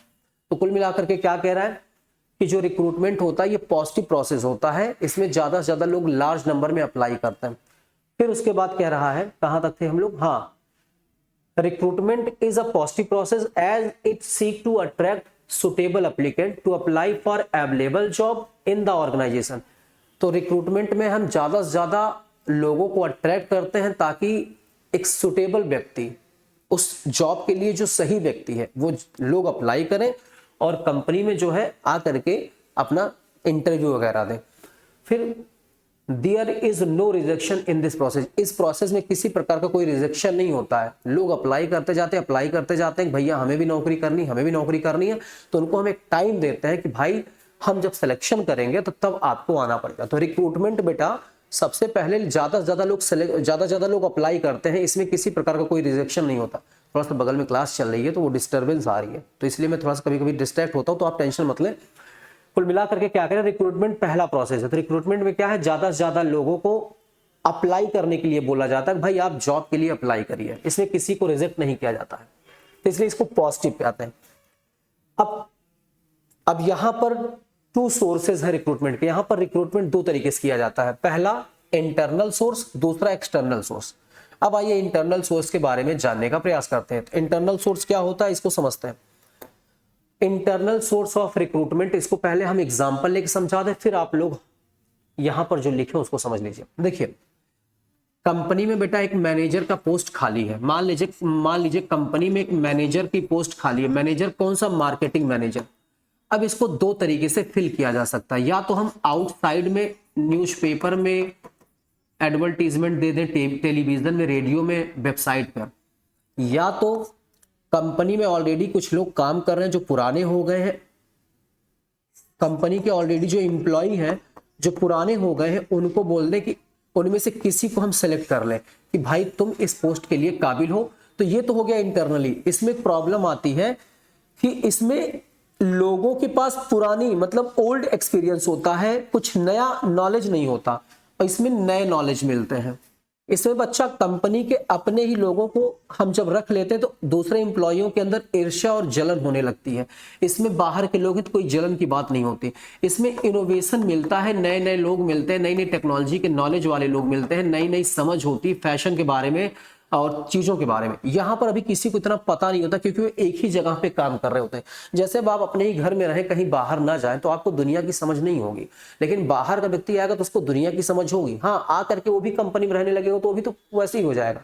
बट कहीं ना कहीं हम दो तरीके से जॉब को फिल करते हैं, या तो इंटरनली या तो एक्सटर्नली। इंटरनली करते हैं तो फायदा ये होता है कि हमें इंटरनल व्यक्ति को बहुत ट्रेनिंग नहीं देना होता, बहुत डेवलपमेंट की जरूरत नहीं होती, बहुत ज्यादा उसको कंपनी के बारे में फैमिलियराइज नहीं करना होता क्योंकि वो पहले से सब जानता है। ज्यादा कॉस्ट नहीं आती, बहुत कॉस्ट कम होती क्योंकि अपने ही लोग हैं, सेलेक्ट कर लिया।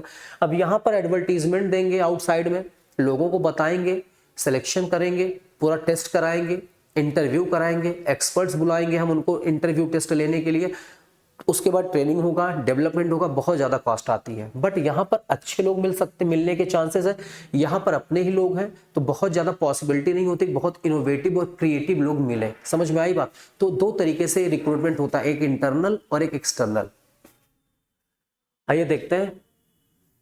तो हम सबसे पहले देखते हैं कि है क्या ये। हमने बताया under internal sources the vacant job positions are filled by inducing the existing employee of the organizations and no outsider are permitted in internal sources. Under internal recruitment following methods of recruitment are used. कहने का मतलब क्या है कि जो internal source होता है इसमें जो जॉब खाली होती है, इसमें हम अपने ही ऑर्गेनाइजेशन में ऑलरेडी जो लोग नौकरी कर रहे हैं उन्हीं को इस पोस्ट पर लाते हैं, उन्हीं को उस पोस्ट पर लाने की बात करते हैं। हम बाहर से किसी भी व्यक्ति को चयन करने की बात नहीं करते। तो इंटरनल ही अपने ही एग्जिस्टिंग एम्प्लॉय को उस पोस्ट पर ले आना ही इंटरनल सोर्स कहलाता है। अब आता है इंटरनल सोर्स जो है दो प्रकार का हो सकता है, या तो ट्रांसफर हो सकता है या तो प्रमोशन हो सकता है। याद रखिए जब आप लोग कल को 12th के बाद बीकॉम एमबीए कर लेंगे या बीकॉम एमकॉम करेंगे तो आप टीजीटी पीजीटी भी देते हैं। तो टीजीटी पीजीटी में ये आपके बहुत इंपॉर्टेंट टॉपिक है, जैसे कि बिजनेस ऑर्गेनाइजेशन जो आप पढ़ते हैं उसमें ये बहुत इंपॉर्टेंट टॉपिक बनता है, और ये आता है तो बच्चे कंफ्यूज हो जाते हैं। तो इंटरनल सोर्स ऑफ रिक्रूटमेंट क्या होता है? तो दो तरीके से इंटरनल सोर्स होते हैं, एक ट्रांसफर होता है, दूसरा प्रमोशन। अपने ऑलरेडी एग्जिस्टिंग एम्प्लॉय को या तो हम उस पोस्ट के लिए ट्रांसफर कर दें या तो उसका हम प्रमोशन कर दें, हमें कहीं किसी दूसरे व्यक्ति को लाने की जरूरत नहीं पड़ती, इसमें कोई कॉस्ट नहीं आता, अपने ही व्यक्ति को हमने वहां पर रख दिया, अपने एम्प्लॉय को।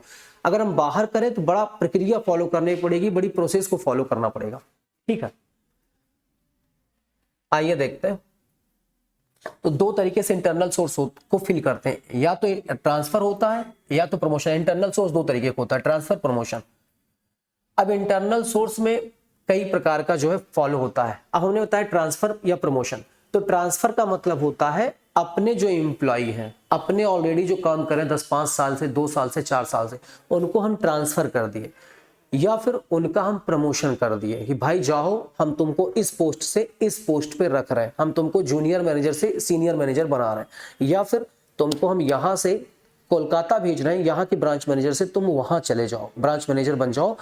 हो सकता है कि हम ट्रांसफर के साथ साथ प्रमोशन भी कर दें कि यहाँ के ब्रांच मैनेजर से वहां पे तुम डिविजनल मैनेजर बन जाओ। ठीक है, तो ये भी हो सकता है। तो हम अपने एम्प्लॉय को ट्रांसफर के साथ साथ प्रमोशन करते हैं। तो दो तरीके से होता है, ट्रांसफर, प्रमोशन, या ट्रांसफर या प्रमोशन। ठीक है, transfer, it involve shifting an employee from one job to another, one department to another, और from one shift to another without a substantive change in the responsibilities and status of the employee. Transfer में क्या होता है, हम जो है employ को एक जॉब से दूसरे जॉब के लिए, एक डिपार्टमेंट से दूसरे डिपार्टमेंट में, या एक शिफ्ट से दूसरे शिफ्ट में ट्रांसफर कर सकते हैं, उसकी रिस्पॉन्सिबिलिटी में बिना कोई चेंज किए। Transfer is a good source of filling the vacancies with employees from over staff department.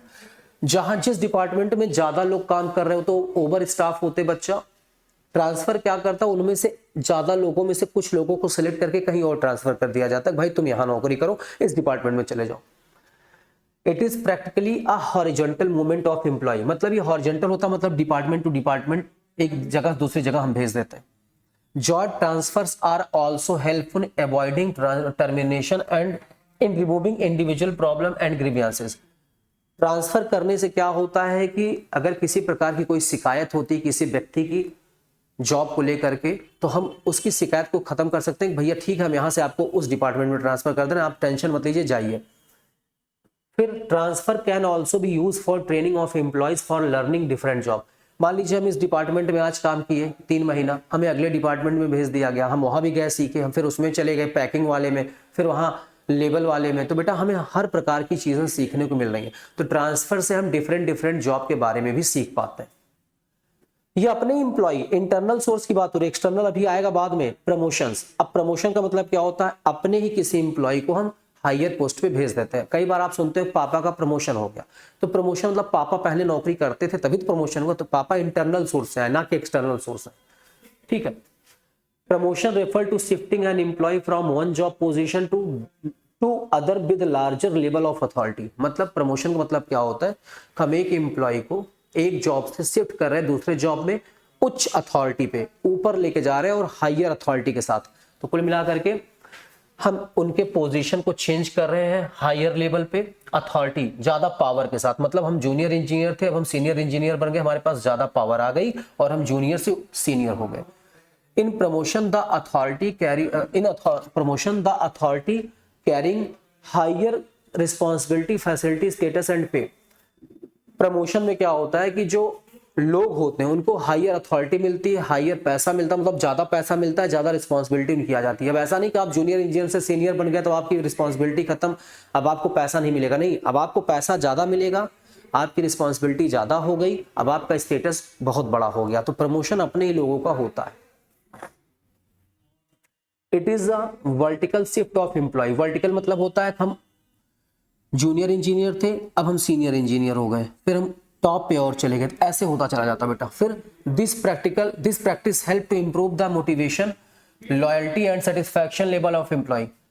इससे क्या होता है, एम्प्लॉय मोटिवेट होता है, उसके अंदर सेटिस्फैक्शन होती है, लॉयल होता है, और वो अपने कंपनी को ज्यादा से ज्यादा आगे बढ़ाने के बारे में सोचता है।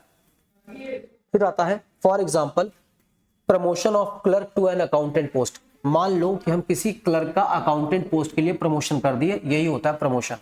तो कुल मिलाकर के आपको समझ में आ गया कि प्रमोशन और ट्रांसफर ही इंटरनल सोर्स के सबसे बड़े माध्यम होते हैं। आइए देखते हैं आगे। अब एक्सटर्नल सोर्स आता है। एक्सटर्नल सोर्स रिक्रूटमेंट क्या होता है? तो एक्सटर्नल सोर्स रिक्रूटमेंट का मतलब होता है कि बाहर से हम जो है व्यक्तियों को ला रहे हैं, कंपनी में कोई नहीं है, अब हम बाहर से लोगों को ला रहे हैं। मान लो एक मैनेजर की पोस्ट खाली थी, हमने ना तो किसी को प्रमोट किया ना तो ट्रांसफर किया, हमने सोचा कि चलो बाहर जॉब के बारे में निकालो, वैकेंसी निकालो, लोगों को बुलाओ, लोगों का टेस्ट लो, इंटरव्यू लो, तब सिलेक्शन करो। तो हम अब इंटरनल नहीं कर रहे, एक्सटर्नल कर रहे हैं। तो एक्सटर्नली अब हम अगर किसी की भर्ती करते हैं तो वो होता है एक्सटर्नल मेथड, एक्सटर्नल सोर्स। ठीक है, तो चलिए, तो क्या कह रहा है एक्सटर्नल सोर्स का मतलब, व्हेन कैंडिडेट फ्रॉम आउटसाइड, मतलब when candidate from outside the organizations are invited to fill a vacant job position, then it is known as external recruitment. When an organization meet its manpower recruitment from outside the organizations, then it is external source. Whenever large number of job positions are vacant, then external recruitment is preferred.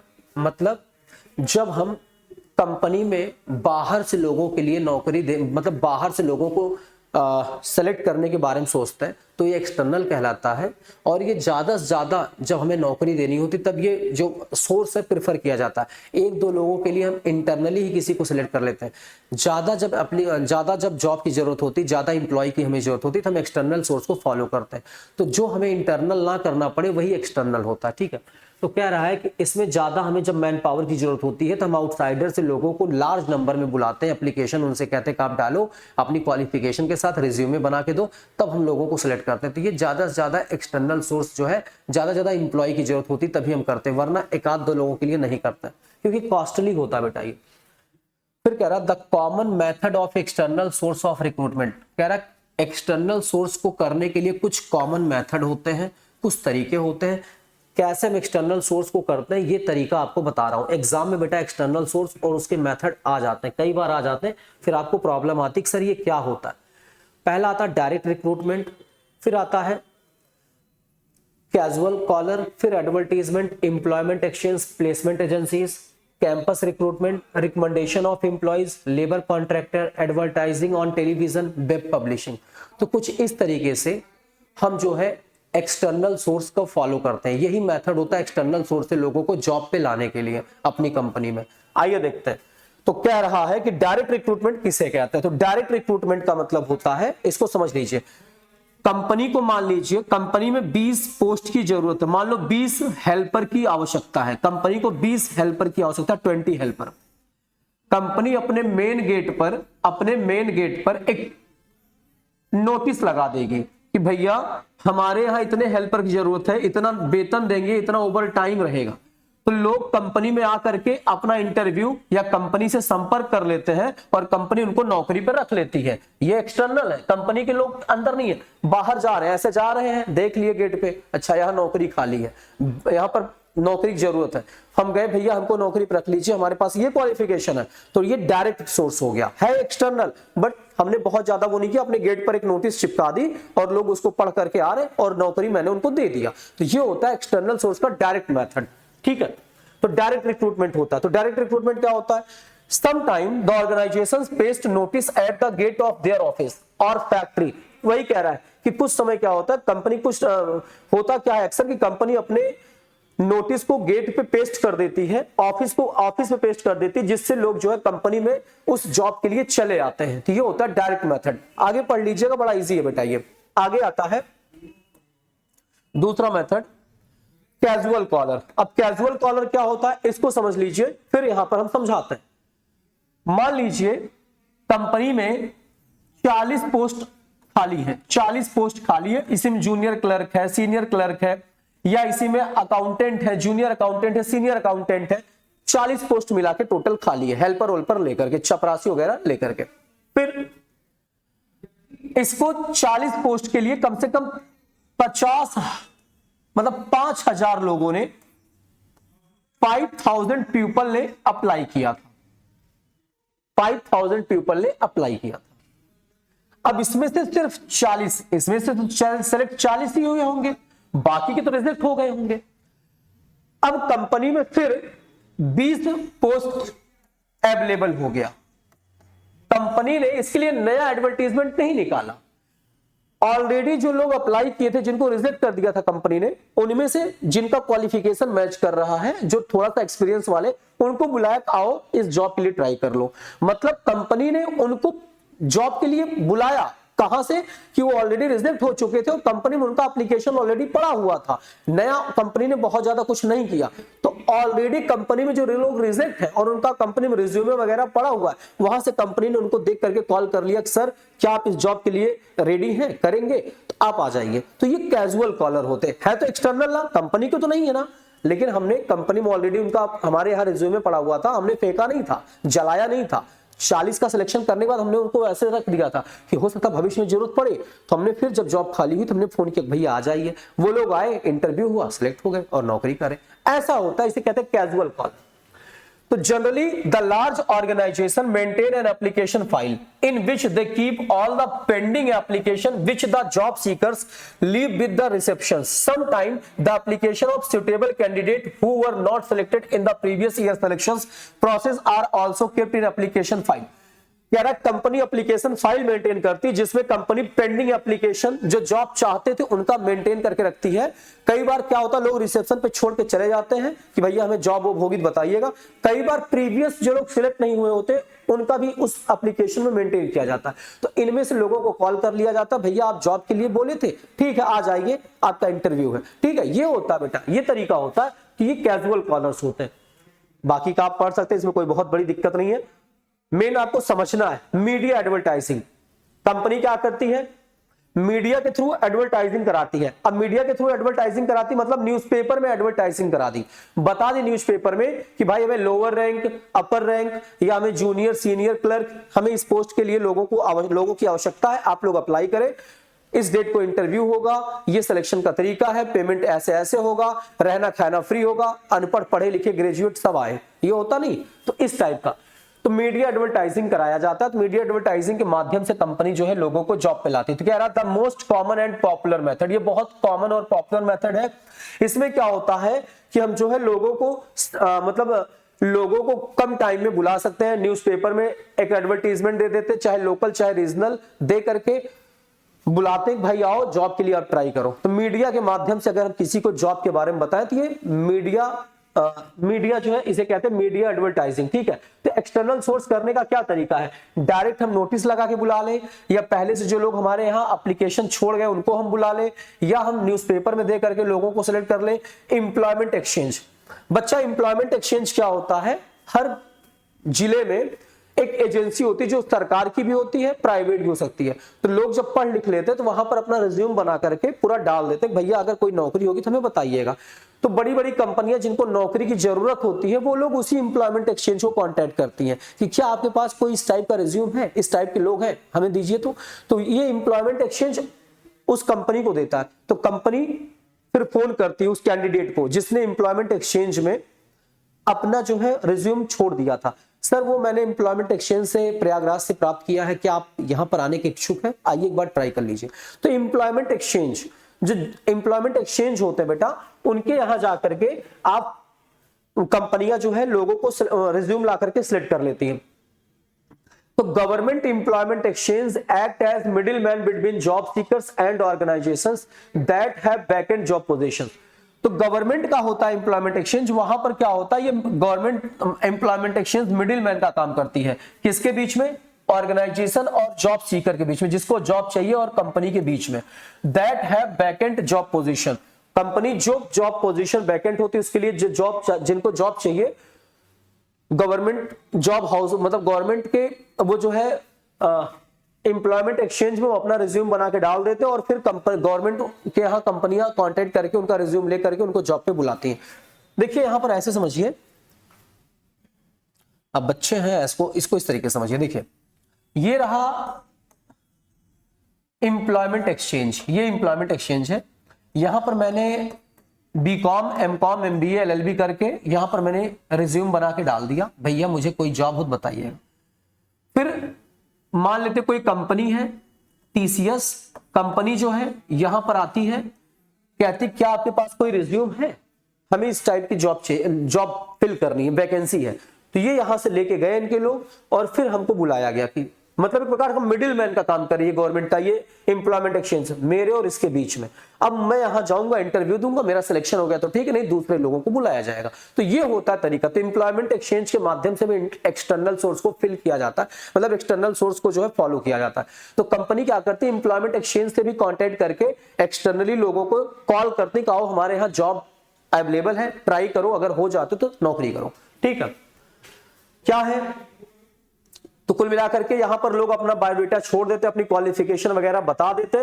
फिर employment exchange क्या करती है, suitable candidate का जो है उस organisation को सारा कुछ भेज देती है, अप्रोच करती, बताती कि इतने लोगों ने रिज्यूम डाल रखा, अगर ट्राई करना तो हमारे यहाँ इतने लोग आए थे, रिज्यूम देके गए थे, उनसे ट्राई कर लो। तो फिर अगर वो सेलेक्ट होते हैं फिर जो है उसके बाद क्या होता है, नौकरी हो जाती है। एक और तरीका होता है एक्सटर्नल सोर्स को फॉलो करने का, placement agencies and management consultant. Placement agencies and management consultant क्या है, placement agencies provide nation wide service of matching personal demand and supply of workforce. तो ये कुछ एजेंसियां हैं जो प्राइवेट काम करती हैं, इनके यहां भी लोग कांटेक्ट करते हैं।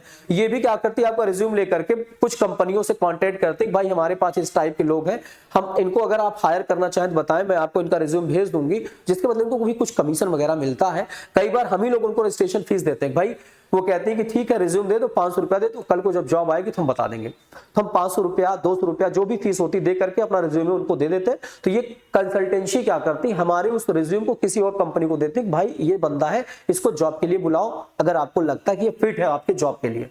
तो प्लेसमेंट एजेंसीज और मैनेजमेंट कंसल्टेंट का भी यही काम होता है कि नेशन वाइड काम करते हैं, कई कंपनियों से कांटेक्ट करते हैं, जिससे ये बढ़िया मैनेजमेंट पोस्ट के लिए, प्रोफेशनल पोस्ट के लिए, टेक्निकल पोस्ट के लिए लोगों को कंपनियों में भेजते रहते हैं।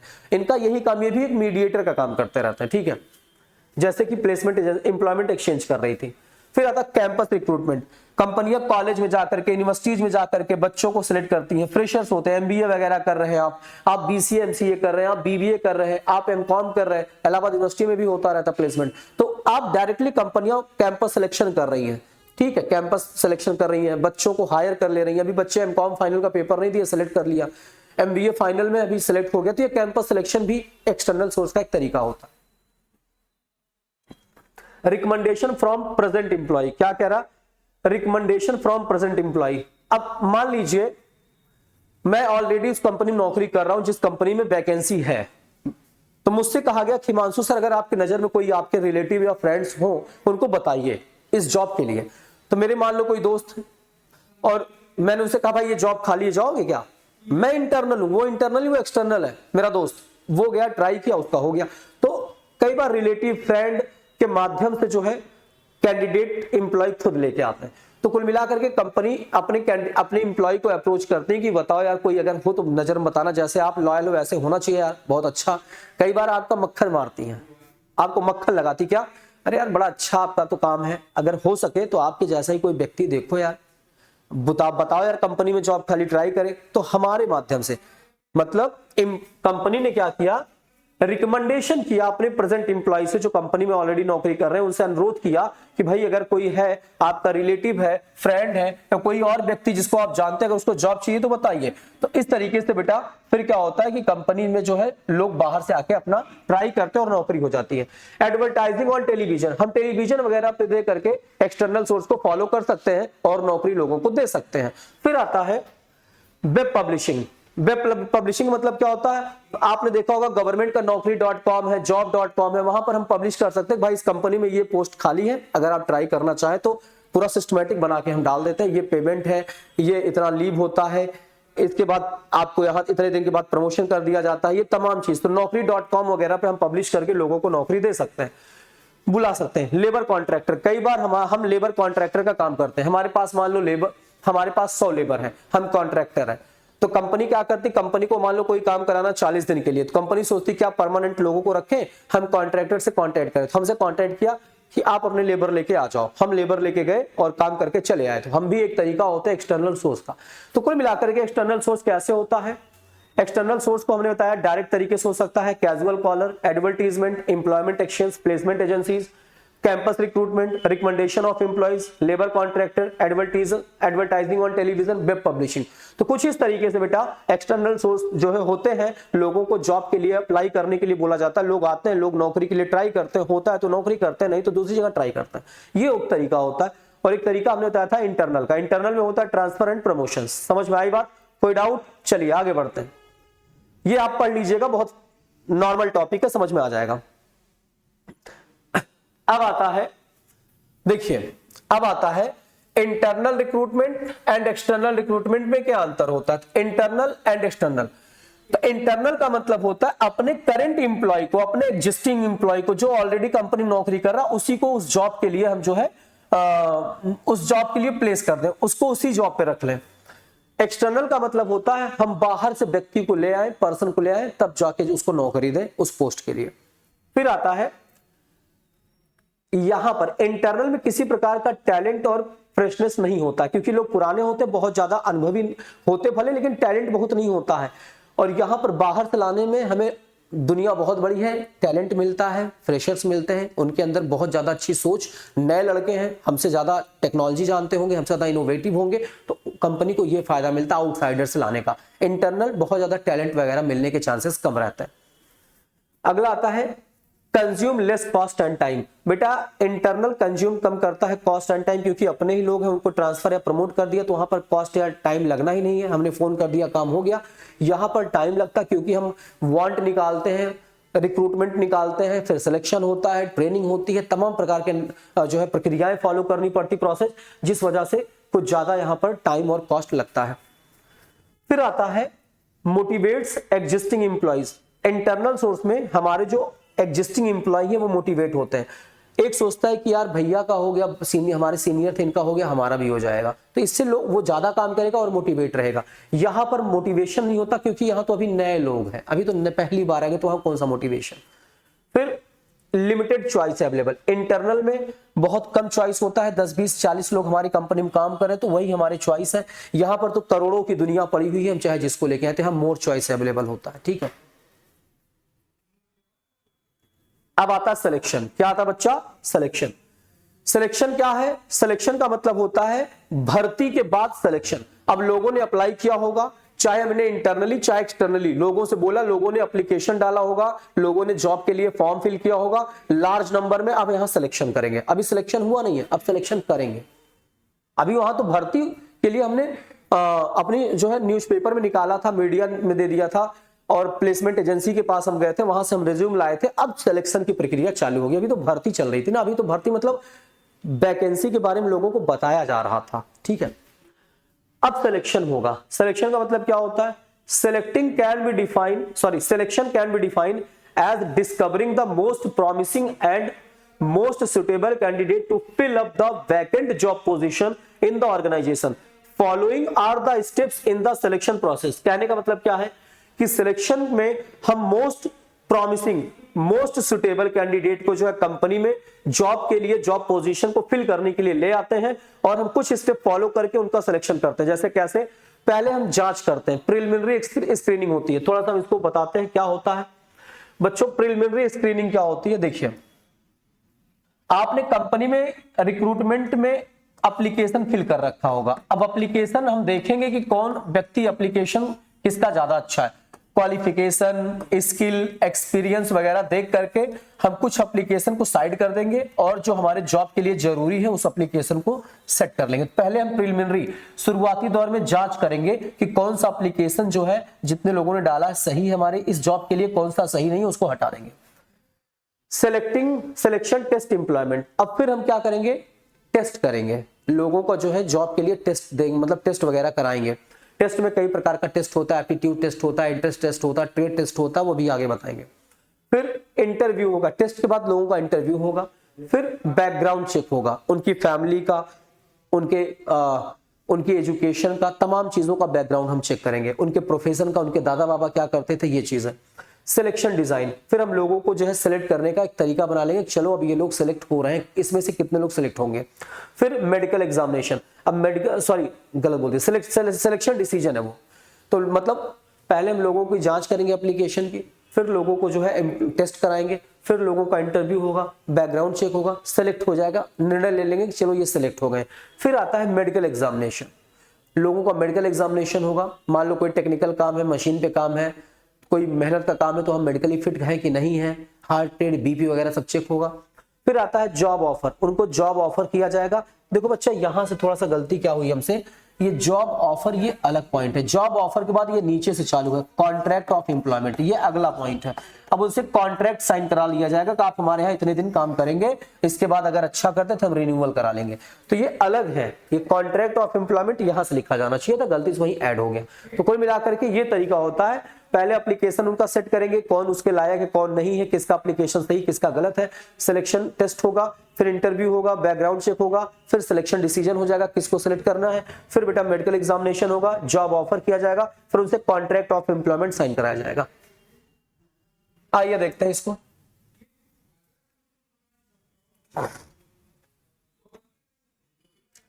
तो कुल मिलाकर के सबसे पहले प्रिलिमिनरी स्क्रीनिंग होगी। Preliminary screening is done to eliminate unqualified and misfit candidate based on information supplied in the application form. मैंने वही बताया कि जितने लोगों ने एप्लीकेशन फॉर्म दे रखा है कंपनी में, उसके हिसाब से जो लोग अनसुटेबल है कैंडिडेट उनको हटा दिया जाएगा, जो लोग कंपनी के लिए सुटेबल है उनको उनके एप्लीकेशन को रख लिया जाएगा। Preliminary interviews help reject mistake for reasons which did not appear in the application form. कह रहा है कि भाई प्रिलिमिनरी स्टेज पे क्या होता है, अगर मान लो छोटा मोटा इंटरव्यू लेते हैं कि भाई एप्लीकेशन लेकर के कोई आता पूछते हैं कि भाई बताओ आपका क्वालिफिकेशन एक्सपीरियंस बताओ, अगर वो लोग काबिल नहीं होते तो उनको हटा दिया जाता है और जो लोग हैं उनको रख लिया जाता है। अभी सिलेक्शन नहीं हुआ, अभी स्टार्टिंग है ये, ठीक है। उस होता क्या कि स्टार्टिंग में बहुत सारे लोग ऐसे ही डाल देते हैं फालतू में ही, तो उनको हटाया जाता है कि फालतू में ओवरबर्डन क्यों लेके बैठे हैं, जो लोग सही उनको ही सिलेक्ट करने की प्रक्रिया में लाएं, प्रोसेस में लाएं। दूसरा आता है सिलेक्शन टेस्ट। अब सिलेक्शन टेस्ट होगा, कई प्रकार का टेस्ट होगा, उनकी इंटेलिजेंस टेस्ट होगी, उनकी बुद्धि उनका दिमाग टेस्ट होगा, उनका एटीट्यूड, उनका साइकोलॉजिकल टेस्ट होगा, मतलब उनको रीजनिंग वगैरह टेस्ट दिया जाएगा, भाई तुम करो इसको कैसे सॉल्व करोगे, कोई प्रॉब्लम इसको कैसे सॉल्व करोगे, एप्टीट्यूड टेस्ट में होगा। फिर पर्सनालिटी टेस्ट आ जाता है। पर्सनालिटी टेस्ट में आता है कि भाई आपका इंटेलिजेंस, एप्टीट्यूड, आपका इंटरेस्ट सब आ जाता है पर्सनालिटी टेस्ट में। फिर आता है ट्रेड टेस्ट, आप जिस जॉब के लिए आए हो, जो मतलब जिस जॉब के लिए आप अप्लाई किए हो, क्या आप उसको उसमें आपका इंटरेस्ट है कि नहीं है, आपको उसमें कुछ आता भी है कि नहीं, आप ऐसे ही डाल दियो, वो भी टेस्ट किया जाएगा। इंटरेस्ट टेस्ट, आप जिस जॉब के लिए अप्लाई किए हो क्या उसमें आपका इंटरेस्ट है कि नहीं है। तो ट्रेड टेस्ट मतलब जिस जॉब के लिए आप अप्लाई किए हो उसके लिए कुछ आपको मालूम है कि नहीं, इंटरेस्ट क्या उसमें आपका इंटरेस्ट है कि नहीं, ये तमाम चीजें टेस्ट में बेटा आएंगी। और सिलेक्शन टेस्ट के बाद फिर क्या होगा, एम्प्लॉयमेंट इंटरव्यू, फिर आपका इंटरव्यू होगा, इंटरव्यू में बहुत सारे लोग छटेंगे। फिर इंटरव्यू के बाद क्या होगा, आपका बैकग्राउंड चेक होगा, आपकी फैमिली वगैरह, आप पहले क्या करते थे, फिर उसके बाद देखा जाएगा कि आप जो है पहले क्या थे, यूनिवर्सिटी में क्या थे, आप कहां पर क्या थे, आपका ऑक्यूपेशन क्या था, बिजनेस क्या था, ये तमाम चीजें आपका बैकग्राउंड चेक किया जाएगा। इसके बाद आता है फिर सिलेक्शन डिसीजन, फिर आपका सिलेक्शन हो जाएगा। सिलेक्शन में बेटा आपका टेस्ट इंटरव्यू फिर से जो है दोबारा लिया जा सकता है, फिर आपकी लिस्ट तैयार कर ली जाएगी, या फिर एक ही बार मान लो इंटरव्यू ले लिया गया, आपका टेस्ट ले लिया, उसके बाद आपकी लिस्ट तैयार हो जाएगी। सिलेक्शन डिसीजन में भाई आप ले लिया गया कि आपका नाम आ गया निर्णय में, आपको अब आप नौकरी के लिए आओ। फिर क्या होगा, आपको जॉब, आपका मेडिकल एग्जामिनेशन होगा। मेडिकल एग्जामिनेशन में अगर आप फिट होते हो, आपका कई बार रनिंग होता है, कई बार आपके आई टेस्ट होते हैं, आपका जो है कई बार बीपी, हार्ट रेट, कोलेस्ट्रॉल वगैरह सब चेक होता है। फिर आपको जॉब ऑफर कर दिया जाता है, अब आप जॉब के लिए आइए। अगर आप जॉब के लिए अब आए हैं तो आपका साइन करा लिया था कॉन्ट्रैक्ट ऑफ एम्प्लॉयमेंट, फिर आपसे साथ कॉन्ट्रैक्ट ऑफ एम्प्लॉयमेंट डॉक्यूमेंट वगैरह कुछ साइन करा लिया जाता है कि भाई ठीक है आप हमारे यहाँ नौकरी करेंगे, इस बीच कहीं आप और नौकरी करने नहीं जाएंगे, या इस बीच आप कहीं छोड़ करके हमको नहीं जाएंगे, ठीक है। तो ये तरीका होता है बेटा आपको जो है सिलेक्शन करने का। तो ये बहुत नॉर्मल चीज थी, आप जानते हो, इसलिए हमने इसको जल्दी से बता दिया। ये देखो, ठीक है, बहुत सिंपल टॉपिक था। अब आता है, क्या आता है, ये ठीक है दिखाई दे रहा है, चलो कोई बात नहीं, ये गलती से ऐड हो गया है। अच्छा ये हम बता देते हैं रिक्रूटमेंट सिलेक्शन में डिफरेंस क्या है। तो रिक्रूटमेंट और सिलेक्शन में क्या डिफरेंस है। तो रिक्रूटमेंट बेटा इनिशियल स्टेज होता है जिसमें हम ऑफर करते हैं जॉब के लिए, जबकि सिलेक्शन में जॉब पे रख लिया जाता है। रिक्रूटमेंट में लार्ज नंबर में लोग जो है फॉर्म को अप्लाई करते हैं, मतलब फॉर्म को फिल करते हैं, जबकि सिलेक्शन में लार्ज नंबर में को रिजेक्ट करके हम स्मॉल नंबर ऑफ पर्सन को सिलेक्ट करते हैं। रिक्रूटमेंट वाइड स्कोप होता है, बहुत सारे लोग उसमें फॉर्म को अप्लाई फिल करते हैं, जबकि सिलेक्शन में लोग लिमिटेड हो जाते हैं। रिक्रूटमेंट में हम क्या करते हैं कि हमें जो है बहुत सारे जो है लोग डालते हैं, जिसमें स्किल्ड और अनस्किल्ड लोग फॉर्म को अप्लाई करते हैं। यहाँ पर हम उसी लोगों को सिलेक्ट करते हैं जिसको उस जॉब के लिए जरूरी होता है। तो रिक्रूटमेंट और सिलेक्शन में ये डिफरेंस होता है। अच्छा, रिक्रूटमेंट जो है सिंपल होता है, फॉर्म को फिल कर दिया, रिक्रूटमेंट। सिलेक्शन में कई प्रकार के प्रोसेस होते हैं, प्रीलिमिनरी टेस्ट होता है, एम्प्लॉयमेंट टेस्ट होता है, इंटरव्यू होता है, मेडिकल एग्जामिनेशन। तो यहाँ पर मेनी प्रोसेस फॉलो करने पड़ते हैं। तो ये होता है डिफरेंस। चलिए, अब आता है training and development. Training and development क्या होता है तो हमने बताया था। तो ट्रेनिंग क्या होती है बच्चों, किसी भी एम्प्लॉय को सिलेक्शन करने के बाद, अब ये सिलेक्शन के बाद चालू है, पहले क्या था, रिक्रूटमेंट, फिर सिलेक्शन, फिर ट्रेनिंग एंड डेवलपमेंट। तो किसी भी एम्प्लॉय को ट्रेनिंग जो है देना बहुत जरूरी है। डायरेक्टली आप सिलेक्ट तो कर लेते हो, बट वो ट्रेंड नहीं है, तो वो उसके चांसेस ज्यादा है कि कल का उसको एक्सीडेंट हो जाए, कल को वो वर्क को सही से ना कर पाए, उसकी जो परफॉर्मेंस है वो अच्छी ना हो। तो इसलिए उसको ट्रेनिंग और डेवलप किया जाता है, उसको ट्रेनिंग और डेवलपमेंट उसके अंदर दिया जाता है ताकि वो कंपनी में अच्छे से काम करे। तो ट्रेनिंग बेटा दो तरीके का होता है, on job training, of job training. हम ये सब बताएंगे, बहुत सिंपल है, जल्दी से कवर हो जाएगा, कुछ है नहीं। क्या कह रहा है, training and development. Training means equipping the employees with the required skill to perform the specific job. मतलब ट्रेनिंग का मतलब होता है किसी व्यक्ति को इक्विप करना कि वो एक अब उसके अंदर एक अच्छी स्किल आ जाए और वो अपने जॉब को अच्छे से कर सके। It aim to improve the performance of employees in their current job और prepare them for any intended job. कुल मिलाकर के कह रहा है, इसका उद्देश्य होता है, इसका एम होता है कि किसी व्यक्ति को जो करंट जॉब कर रहा है या जो जॉब करेगा उसके लिए उस लायक बनाना, काबिल बनाना कि ट्रेनिंग लेकर के वो जॉब कर सके। Development refer to the overall growth of the employee. Development से एम्प्लॉय का ओवरऑल ग्रोथ होता है। It focuses on personal growth. इसमें व्यक्ति का पर्सनल ग्रोथ होता है, जैसे कम्युनिकेशन स्किल अच्छी होती है, एप्टीट्यूड अच्छा होता है, एटीट्यूड अच्छा होता है, इंटरेस्ट अच्छा हो जाता है, पर्सनालिटी अच्छी हो जाती है, कैरेक्टर अच्छा हो जाता है। तो ये डेवलपमेंट में आता है। तो ट्रेनिंग और डेवलपमेंट का मतलब ये होता है, ट्रेनिंग का मतलब होता है जिस काम को आप करने जा रहे हो या कर रहे हो उसको अच्छे से करो या भविष्य में अच्छे से कर पाओ। और डेवलपमेंट का मतलब होता है ओवरऑल आपके अंदर डेवलपमेंट हो जाए। ठीक है, फिर आता है नीड फॉर ट्रेनिंग या benefit of training for the organisation. मतलब ट्रेनिंग की नीड क्या है, बेनिफिट क्या है, ट्रेनिंग को देने से एम्प्लॉय को क्या फायदा एम्प्लॉय को मिलेगा या ऑर्गेनाइजेशन को क्या बेनिफिट मिलेगा। आइए देखते हैं। Reduce learning time. कहने का मतलब क्या है कि भाई होता क्या है कि जो ट्रेनिंग दिया जाता है इसमें बाद में क्या होगा, एम्प्लॉय किसी चीज को जल्दी सीख पाएगा, एम्प्लॉय का जो है एम्प्लॉय के एक्सीडेंट होने के चांस कम होंगे, एम्प्लॉय से टाइम कम वेस्ट होगा, एम्प्लॉय ज्यादा प्रोडक्शन कंपनी को दे पाएगा। दूसरा, बेटर परफॉर्मेंस। एम्प्लॉय अच्छे से परफॉर्म कर पाएगा, बिना किसी हेजिटेशन के अच्छे से नौकरी करेगा, बिना किसी रिस्क के। तो एम्प्लॉय का परफॉर्मेंस अच्छा होगा, जिससे कंपनी में कल को उसका जो परफॉर्मेंस लेवल है, एफिशिएंसी लेवल है, वो बहुत अच्छा हो जाएगा और कंपनी को एक अच्छा जो है ग्रोथ दिखाई देगा। Attitude formation. एम्प्लॉय को बढ़िया जो है ट्रेनिंग देने से उसका एटीट्यूड अच्छा हो जाएगा, वो कंपनी में पॉजिटिव एटीट्यूड से काम करेगा, उस लोगों के साथ मिलकर के काम कर पाएगा। ठीक है, और उसको एक अच्छा सपोर्ट कंपनी में लोगों से मिलेगा। अगर आपका एटीट्यूड सही नहीं तो लोग आपका सपोर्ट नहीं करेंगे। तो ट्रेनिंग से बेटा आपका एटीट्यूड वगैरह भी अच्छा हो जाता है। फिर मैनेजिंग मैन पावर नीड।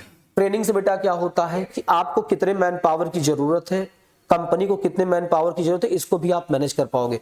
कुछ लोगों को अच्छी ट्रेनिंग दे करके आप कंपनी में 10 लोगों का काम 8 लोगों से करा सकते हो। तो ज्यादा लोगों का काम कम लोगों से करा पाओगे, इसलिए आपको ट्रेनिंग देने की जरूरत पड़ती है। तो ट्रेनिंग देने से मैन पावर नीड कितनी हमें आवश्यक है, कितने लोगों की जरूरत है, उसमें से भी हम तय कर पाते हैं कि हमें 10 लोगों जगह 8 लोगों से भी हम यह काम करा सकते हैं। तो मैन पावर नीड हम मैनेज कर पाते हैं। तो ट्रेनिंग से बेटा हम क्या होते हैं, अपनी कंपनी का अच्छा ग्रोथ करते हैं, एम्प्लॉय मोटिवेट होता है, एम्प्लॉय का परफॉर्मेंस अच्छा हो जाता है, चांसेज ऑफ जो रिस्क है वो कम हो जाते हैं, टाइम वेस्ट नहीं होता है, इससे बेटा प्रोडक्शन ज्यादा होता है। समझ में आई बात, एम्प्लॉय कम समय में चीजों को ज्यादा सीख सकता है बाद में। तो ये चीजें होती हैं, एम्प्लॉय को कोई काम करने में कोई प्रॉब्लम नहीं होती है।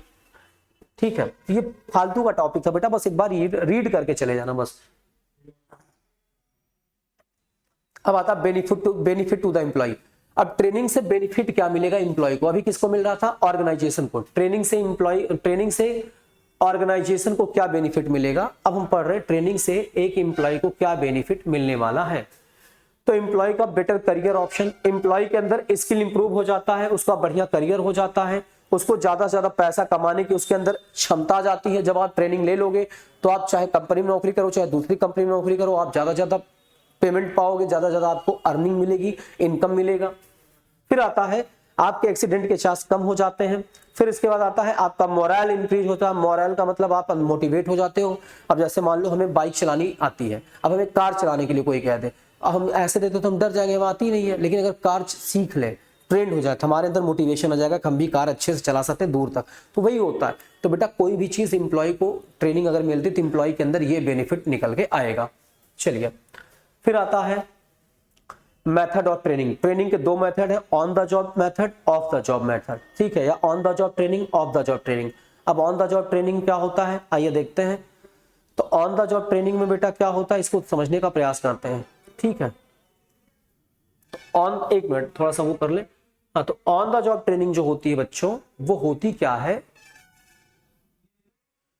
इसमें होता क्या है कि जैसे मान लो मैं जॉब कर रहा हूं, मैं जॉब में हूं, मुझे नौकरी में रखा गया, मैं जॉब कर रहा हूं, वर्किंग टाइम है और मुझे सिखाया जा रहा है। जैसे मान लो कोई मशीन चला रहा हूं, मैं मान लो प्रोडक्शन डिपार्टमेंट में काम कर रहा हूं, तो अगला कह रहा है भाई ऐसे नहीं इसको करते, इसको ऐसे करते हैं, इसको ऐसे क्लच करो, तो मैं सीख रहा हूं। तो मतलब जॉब करते टाइम ही मुझे कुछ सिखाया जा रहा है, तो मैं वो ऑन द जॉब ट्रेनिंग है। मतलब जॉब के बाद नहीं, मुझे बुलाया गया, चलो ठीक है आप जॉब पे आओ, मैं जॉब पे गया और फैक्ट्री मुझे सिखाया गया, किसी से बोला गया भाई हिमांशु सिंह काम कर रहे हैं इनको बताओ, और मैं जॉब कर रहा हूं, बोला गया देखो ये क्लच ऐसे करो, गियर ऐसे चेंज करो, अब इसके बाद ये बटन ऑफ कर देना, ये ऑन कर देना। तो मैं जॉब के टाइम पर ही चीजों को सीख रहा हूं, इसे कहते हैं ऑन द जॉब ट्रेनिंग।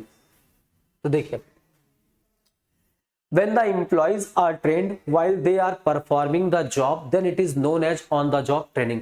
जब बेटा एम्प्लॉय ट्रेंड किए जा रहे होते, जब वो अपने जॉब को कर रहे होते, इसे कहते हैं ऑन द जॉब ट्रेनिंग।